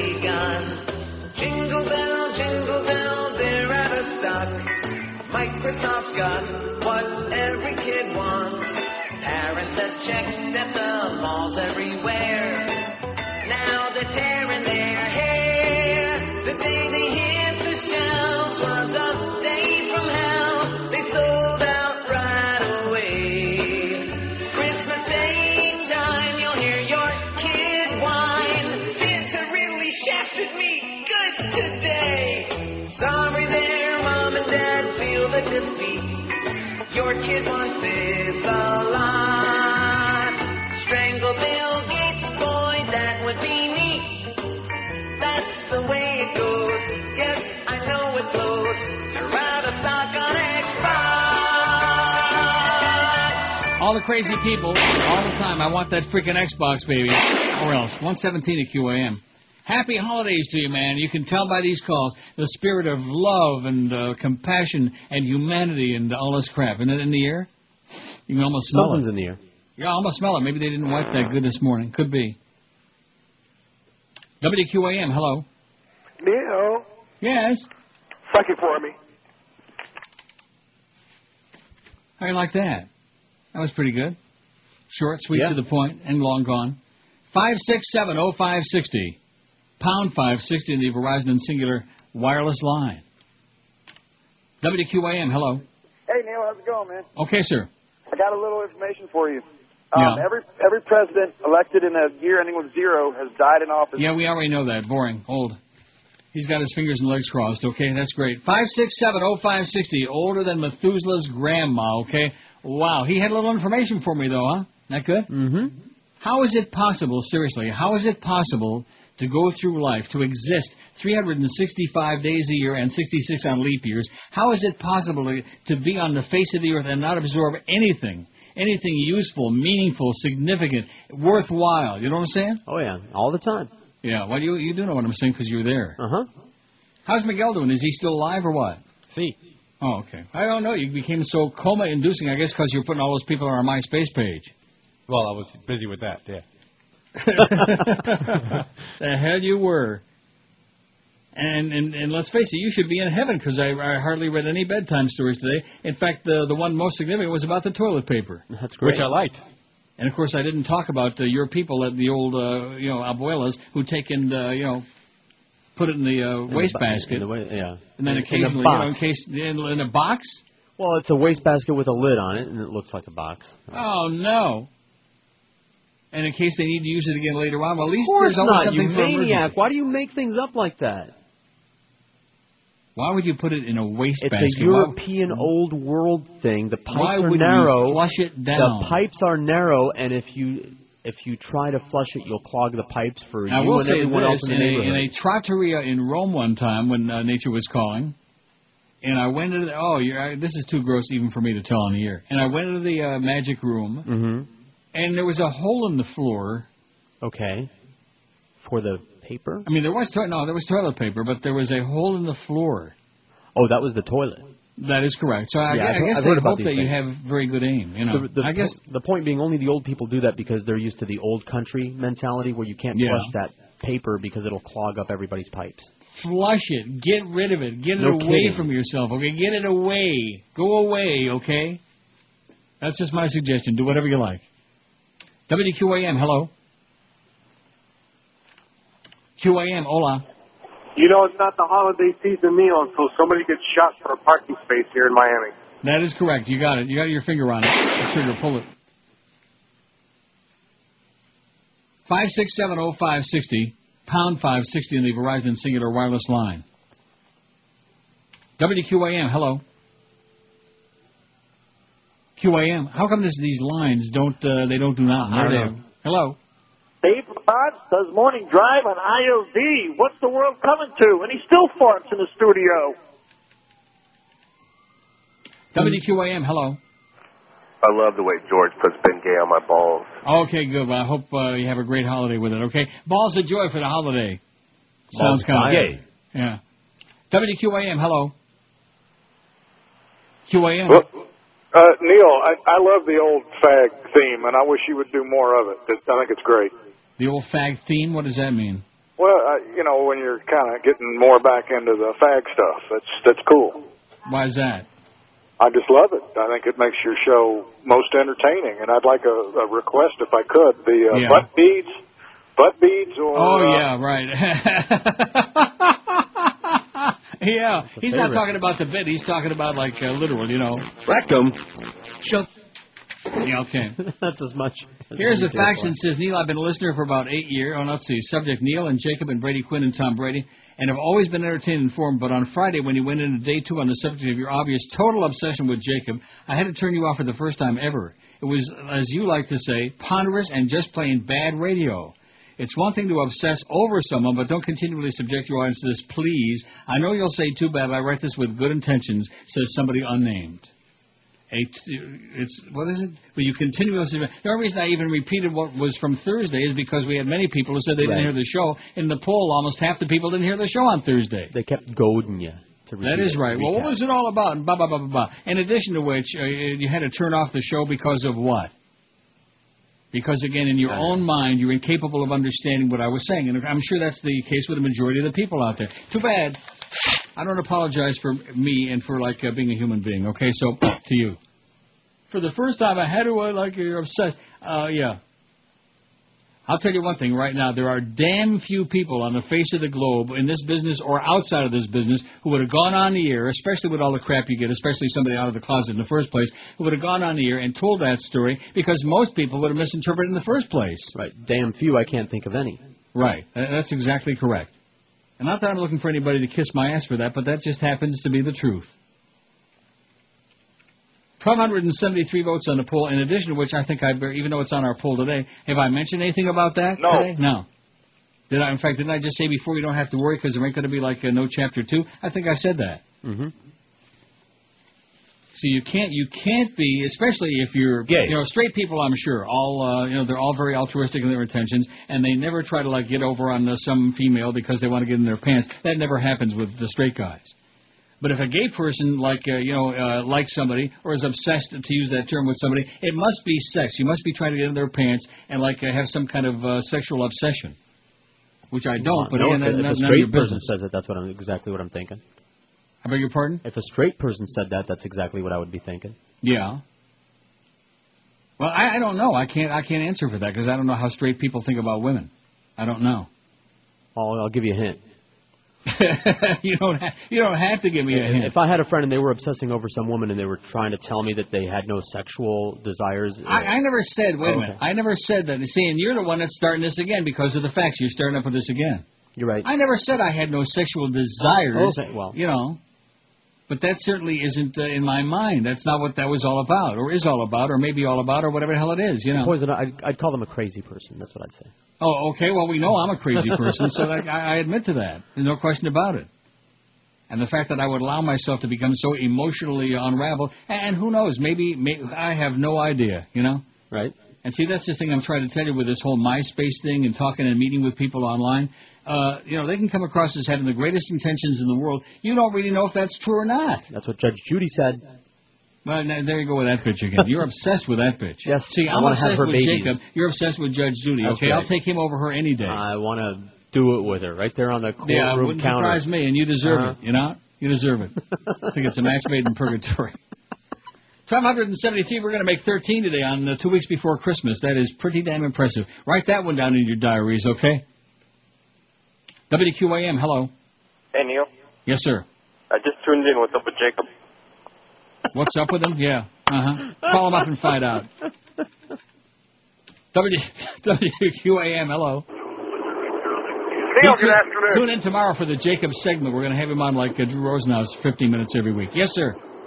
Back to toilet paper for a second. I know George is a huge fan of the Roman Empire. There were butt wipe slaves in the Roman Empire. Their whole job was to stand around with damp cloths of the rich people and clean their butts and then perfume them afterwards. Nice. Yeah, right. That's a heck of a job. Well, they knew how to live, didn't they? Yeah. Huh? Yeah, those Romans, they sure know how to do it, man. Okay, well, thanks for the good news, all right? 5, 6... As long as they didn't have Roman fingers. Where did that expression ever come from? Roman in the gloman. Roman in your abdomen. 567-0560, pound 560 on the Verizon Singular Wireless line. Educational show, baby. Learned a lot about toilet paper. In fact, if you Google toilet paper, I mean, I could have gone into much greater, all through the history. It would have been really, talk about ponderous. Talk about and again, going back to that facts, not that I really want to let it disturb me because I know better than that. I don't think I rehashed the whole episode from Thursday that much on Friday. No. Correct me if I'm wrong. No, I won't. I don't think so. I don't think I want to demean myself to that level again. But it's just, they feel obliged, instead of saying, boy, that was, sure, although we, had some stuff. We had some good stuff, and we had some bad. And I can only imagine the kind of stuff that he must have got. I can just begin to imagine on that MySpace thing. That's just my caution to anybody out there. When you start dealing with anonymous people on a website, whether it's MySpace or Your Place or On My Face, whatever the hell it is, beware. That's all. That's my suggestion. Mm-hmm. You don't know what they're all about or what they're up to or who are you talking to. WQAM, hello. Is this 560? This is 560 WQAM, yes, sir. Can I get on the air? You are on the air. Oh, okay. I want to talk about that toilet paper thing. Uh-huh. Where I'm from, we use a stone. Yeah. A nice round stone. And okay, well, good. I'll tell you what. Bend over right now. Rectum. That's a good place. Insert. In fact, put it in a long cube. And just shove it right in there. Wow. He said, well, you ought to be related. He said something about when he wipes, it's only because he's stoned. Yeah. Something like that. 1281 on the poll. We're racing toward that 1300 mark, man. It is incredible. 27 after 1, we got the Mad Dog at 2. That's what my schedule says. If he's not there, don't be blaming me for it, okay? I just won't read what's on the schedule. Now, did anybody from sales... I realize this is an amusing comment. Question, yeah. No, seriously, that thing is unacceptable. Tomorrow morning, that needs to be dealt with and taken care of. I'll address that. Give me just a generic sheet of paper that some agency guy gave him or whatever, and don't even read it. Don't even proofread it. Don't see if any phone number is in there or any meaningful information. Just hand this to the old man, and he'll make magic with it. Hank Guerrero, you imbecile. You fairy. Experience the difference at Mercedes-Benz of Pompano during their winter event. It's going on right now. The all-new 2007 Mercedes-Benz CL550 has just come in and joins the 2007 S550 to create an unprecedented driving experience during the Mercedes-Benz of Pompano winter event. Enjoy lease and finance specials on C, E, ML, and R-Class vehicles, plus the Motor Trend SUV of the year, the GL450. Mercedes-Benz of Pompano has got over 200 employees dedicated to providing incomparable service, offering convenient service hours, courtesy vehicles, and complimentary car washes for valued customers, too. They even offer dealer miles to their service customers. Browse their indoor expo with over 150 new and pre-owned vehicles, or on the web, click on BenzPompano.com. That's B-E-N-Z, BenzPompano.com. Experience the difference during the winter event at Mercedes-Benz of Pompano. You'll find them at I-95 and Copens Road. Call them toll-free, 1-800-NEW-BENZ, N-E-W-B-E-N-Z. That's 1-800-NEW-BENZ for Mercedes-Benz of Pompano, wishing you and your family a joyous holiday season. The biggest names of best talent. This is Neil Rogers. Beware of exploding balls. This Xmas, you don't want to offend anybody on your holiday gift list. Give them the new politically correct non-denominational holiday record. We wish you a merry non-denominational celebration. We wish you a merry non-denominational celebration. We wish you a merry non-denominational celebration and a happy change of the calendar. Who could possibly take issue with songs like these? I'm dreaming of a white 25th of December. Yes, we've taken the you-know-who out of Christmas. Oh, green ceremonial bush. Oh, green ceremonial bush. Make everybody happy. Get your copy of the non-denominational holiday record today. And have a happy filling of life. 132 at 560, your fag station for the new millennium. How many votes we got? 1288. 13 we got a lick. No problem. An excommunicated Roman Catholic Archbishop, speaking of gay, continued to defy the Vatican when he installed a, and look at this, not only is it chopped off, but like half the sentence on all of this is chopped off. Mm-hmm. Don't say it. Mm-mm. Don't say it. There he goes. Say the thing. The Condoleezza thing. You didn't want to hear about that anyway, okay? No, I didn't. It was a bad story. Glad you... It was a very... Well, here's a good story. Eleanor Clift. Remember Eleanor Clift? Eleanor, yes. Bush and the family franchise. How George W. Bush has ruined the family franchise, writes Eleanor. Now, I could take some more of these really great calls, but I don't want to push these people, and I don't want to overdo it, you know? As we go through the week, and then, of course, next week you'll be off. I bet you they're really going to be good next week before Christmas. And, of course, the week between Chanukah and Christmas. On the eve of a report that repudiates his son's leadership, former President George Herbert Walker Bush broke down crying when he recalled how his other son, Florida fat-ass Governor Jeb Bush, lost an election a dozen years ago and then came back to serve 2 successful terms. The elder Bush has always been a softie, but this display of emotion was so over the top that it had to be about something other than Jeb's long-ago loss.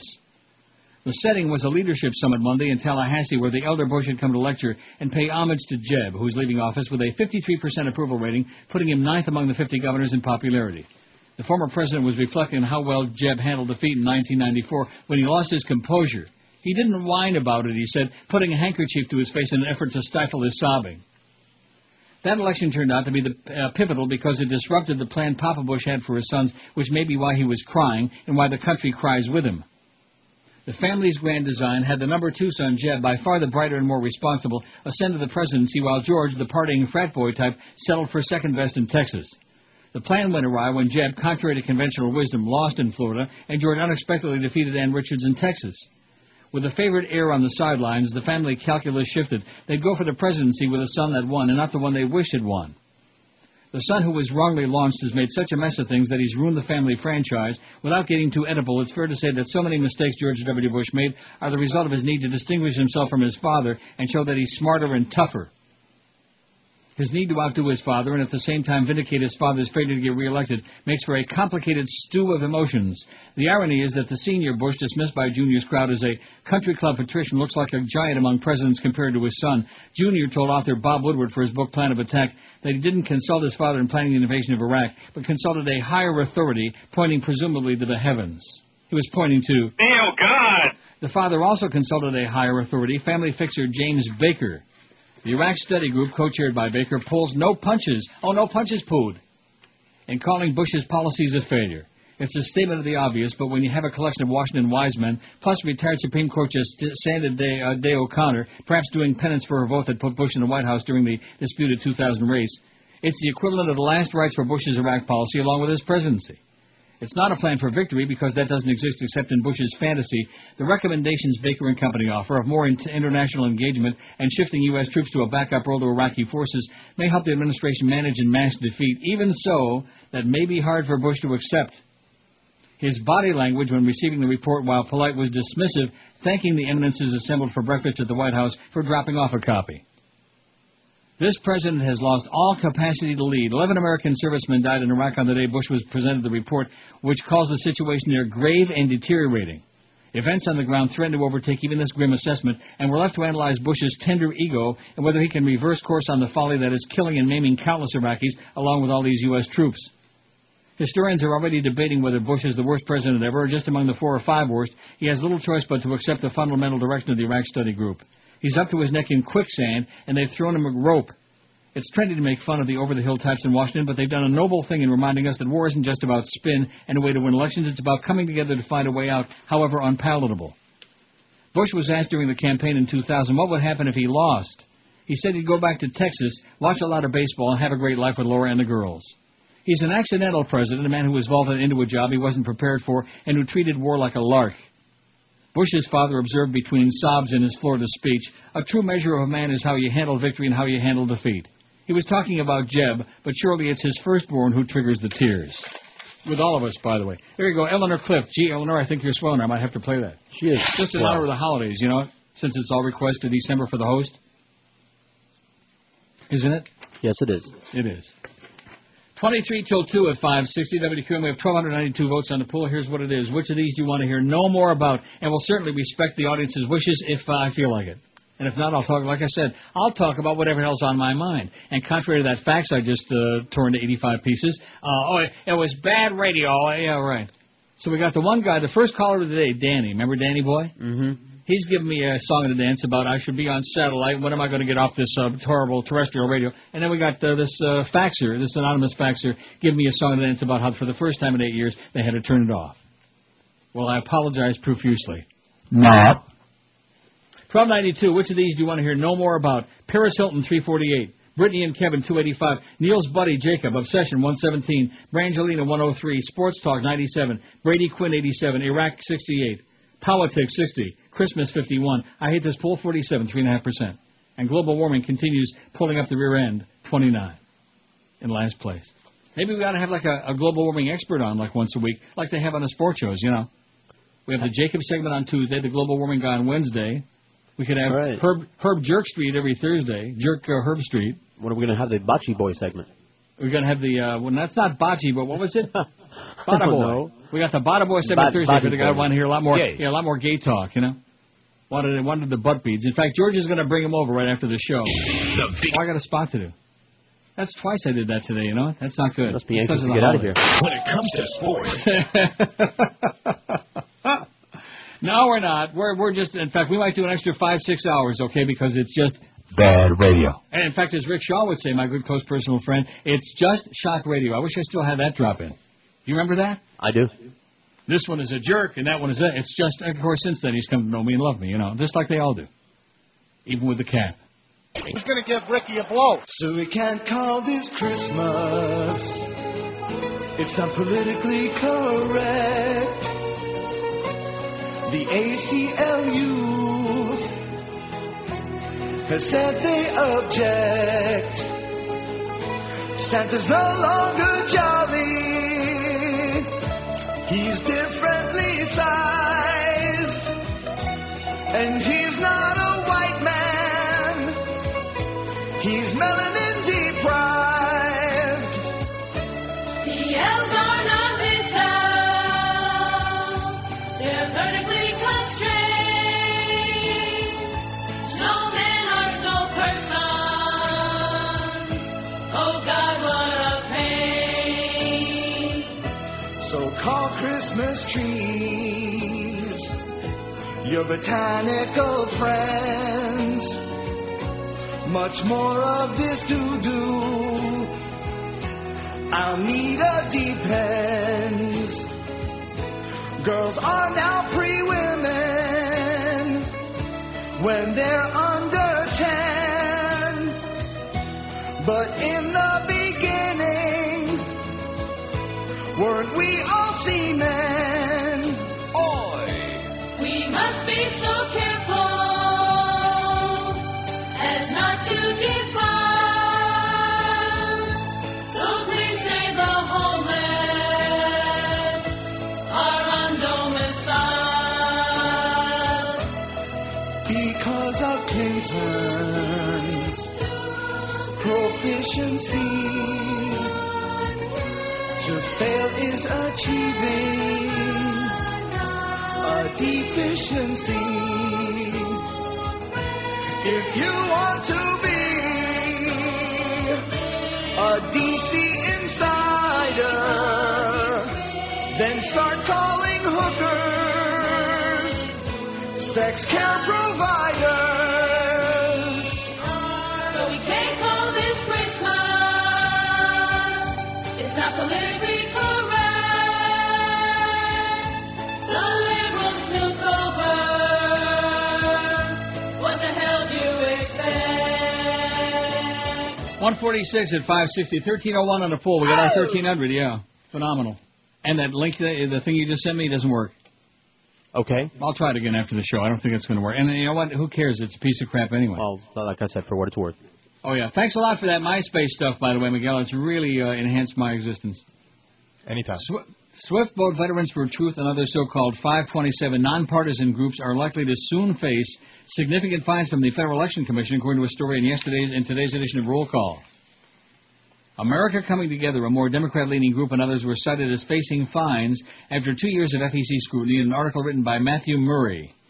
During the time, I wonder if he's kin to like Murray the K, or Madeline Murray O'Hare, or Arthur Murray. Remember Arthur and Jan Murray? No.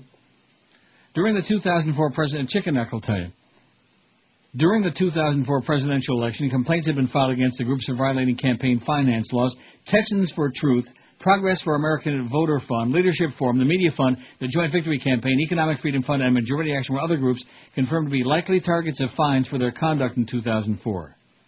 One observer of the process commented a roll call that fines were unlikely unless major infractions were alleged to have occurred, as the FEC's current philosophy emphasizes the pursuit of big fish. The pursuit of big fish. Blech. I wonder if they're big catfish. I can't imagine. Now, you actually eat catfish like breaded? Yeah. Don't they have, like, in Shoney's and places like that? Isn't that the kind of crap they serve that, like, down home? I'll tell you what I do like. What? What do they call those? Oh, geez, I can't think of what the hell they call those things. They're like breaded little corn, like fritters. Okay, corn fritters. Corn yes. fritters, is that what they are? That's what they are. All carbs, I'm sure. They've got all that breading on the outside? Yes. Sometimes in fact, they I call think them. that's what I'm going to have for lunch. I'm going to get some scallions that got like some E. coli all over them, and I'm going to smear them all over like some good corn fritters, and then go on a cruise. I'm going to cruise right across Lake Ontario, right to Rochester. Go to the 12 Corners and get some baseball cards. Don't eat too many fritters. Or Why you not? wind up. Not on the Schmitter. Oh, yeah. Uh-oh. Sure hope you have a lot of TP around in that case. Yeah, what's the butter? Something that we don't, we just take it for granted, man. I don't take it for granted. I always carry it with me. Oh, my God. I have a roll in my pocket right now. One of the worst things in history is to go into a public tea room, sit down, and, of course, I've learned a hard, long, nasty lesson over the years. Sit down on the throne, do your deed, and then realize that, inside those big steel, there's nothing in there. You think there's like all kinds of toilet paper. There ain't nothing in there. That's bad. That's you bad. have to check first. Always check first, okay? All you kids out there, if you go in and do a dump in a public restroom, always make sure that there's toilet paper. That's one of those things that only happens to you once in your life unless you're an idiot. Unless you're a total moron, okay? Like me. So guess how many times it's happened to me? Once. Trying to think if that... Well, yeah, I guess it probably did happen to me once. And then, of course, luckily there was nobody else around. There were like more than one stall. I sure missed that pair of underwear. And I was able to kind of slide with my pants around my knees, slide over into the next stall, do the limbo rock into the next stall. Oh, jeez. And just pray that nobody would come in. What's this crazy person doing in here? He's sliding around from the stalls, Just stalling for time. God. And luckily, of course, with my very good fortune, having lived the good, wonderful, clean life that I have, there was plenty of toilet paper on the other side. Which that's a good question to ask. Will there be toilet paper in heaven? You won't Will need Mr. it. Whipple be up there handing it out? Well, why not? Because you won't have a rectum. How do you know that? That's what they say. What are you going to be doing? Singing "I Ain't Got No Body"? That's Is that what right. you're going to be doing? No body, no Who bodily the hell function. wants that? Oh, the Christians. How can all the Muslims have all that sex up there if they ain't going to have no body? If you don't got the equipment. Oh, look at this. The guy with a Jefferson in Louisiana. He won the runoff over the weekend, and with the $90,000 in his freezer, that cold hard cash. See, they like people like that. They like people that want to leave you a lot of money in your will. They like people that got lots and lots of cash in their freezer. WQAM, hello. Hey, Neil, how you doing? Okay, sir. Hey, listen, along the lines of toilet paper and underwear and all that stuff, I had an accident on an airplane one time, went into the restroom, took my underwear off, left it, got back on in my seat without my underwear, and when I landed, I realized I was in college. My mother had sewn my name inside my underwear. Oh, lovely, beauty. I was waiting to receive it in the mail. I almost got busted. No wonder the world hates you like poison. Okay, thanks, Pally. I will say this. I have had accidents where I, in fact, that one episode I told you about in Denny's, I think it was, in Orlando. Mm-hmm. And had to use the underwears. I didn't have to use them, but I had to just leave them behind, Right. No, I've used them. That was on that one occasion. I beg your pardon? I used them and then left them no, behind. you used them because there was no toilet paper. Right, So you used then your I left underwear. them behind. Well, that's pretty creative, though. You got to admit that. Got to hand it to them, so to speak. Well, either that or my socks, and well, I don't wear any socks. I made a comfort choice. We'll see I don't there. wear any socks. There's a good message for all you punks out there. Wear socks, because if you ever go in and have one of these instances, one of these tea room emergencies, and there's no toilet paper, at least if you got socks, man. That's right. Something really handy for you. You can always turn them inside out and use them twice. Or just wrap them around your hand. Do sock puppets. Like a glove. I call this one Howdy Doody. Yeah, I bet you do. Howdy Doody. WQAM, hello. I just wiped my ass. Well, congratulations. It sounds like it's coming out of your mouth now. Man, goes to show you what comes around goes around. WQAM, hello. Afternoon, sir. Yes, sir. How are you? Great. Two things. First, you're thinking of hush puppies. Oh, I just sent you a Oh, fax that's on what that. I was thinking. I said corn fritters, hush puppies. Yeah. Now we're talking Oh, about man. Be careful with those. And speaking why's of that, because exactly what George said. It's the butter. There's a lot of butter in it. Yes. Oh, yeah. And stay close to home. I would say this happened to me at a Denny's also in Las Vegas. Luckily, I had a pack of tissues. Oh, lucky for you. Hey. But when you say a pack of tissues, I mean those like Kleenex packs or whatever. Yeah. Those are like really small tissues, man. You must have but quite a you know surgical what? operation. I don't want to get very graphic. No, let's not get in there too deeply, right? You know, you just sort of go through the whole packet. Let's put it that way. Yeah. But let me tell you, that was an emergency, man. 2 o'clock in the morning, and there was no way to make it back to the hotel. Happens to the best of us. Hey, all right, guys. Thanks, pal. Take care. I pooped my pants. Yeah. So you couldn't believe I told that story on here, and you thought that was much more demeaning. That happens to everybody. Almost. I don't agree with you. Oh, here's a fax that says never hush happened to puppies, me. the ones from Long John Silver's are pretty good. I do mean hush puppies. It's a similar Thank you so thing, much. the corn fritter and the hush puppy. I think hush puppies are like cornier and butterier. Anyway, the I But I'm pooped not my sure. pants thing. I pooped my pants. No, it was that's much embarrassing. less degrading and embarrassing and humiliating. And certainly I didn't have any kind of, emotional duress from that. I'm a person, And the other thing is the same thing. That's what so many of these idiots don't understand. When you're a person, a living and breathing, not just a voice that's coming over the speaker in your radio. That's why a few people actually liked that thing on Thursday, is because it was humanizing. Like, here is a person who, has feelings, emotion, sensitivity, stupidity, etc. All of these things. Right? Absolutely. Oh, I mean, absolutely. I bet you Miguel was like peeing in his pants over that show because he's, of course, responsible for whatever comes out of that. I told you it was all part of his plan. He gets half. I know. He's in for half on the will. The biggest names, the best talent. This is There's a Neil will. Rogers, There's a gay. Sports Radio 560 QAM. Bye-bye.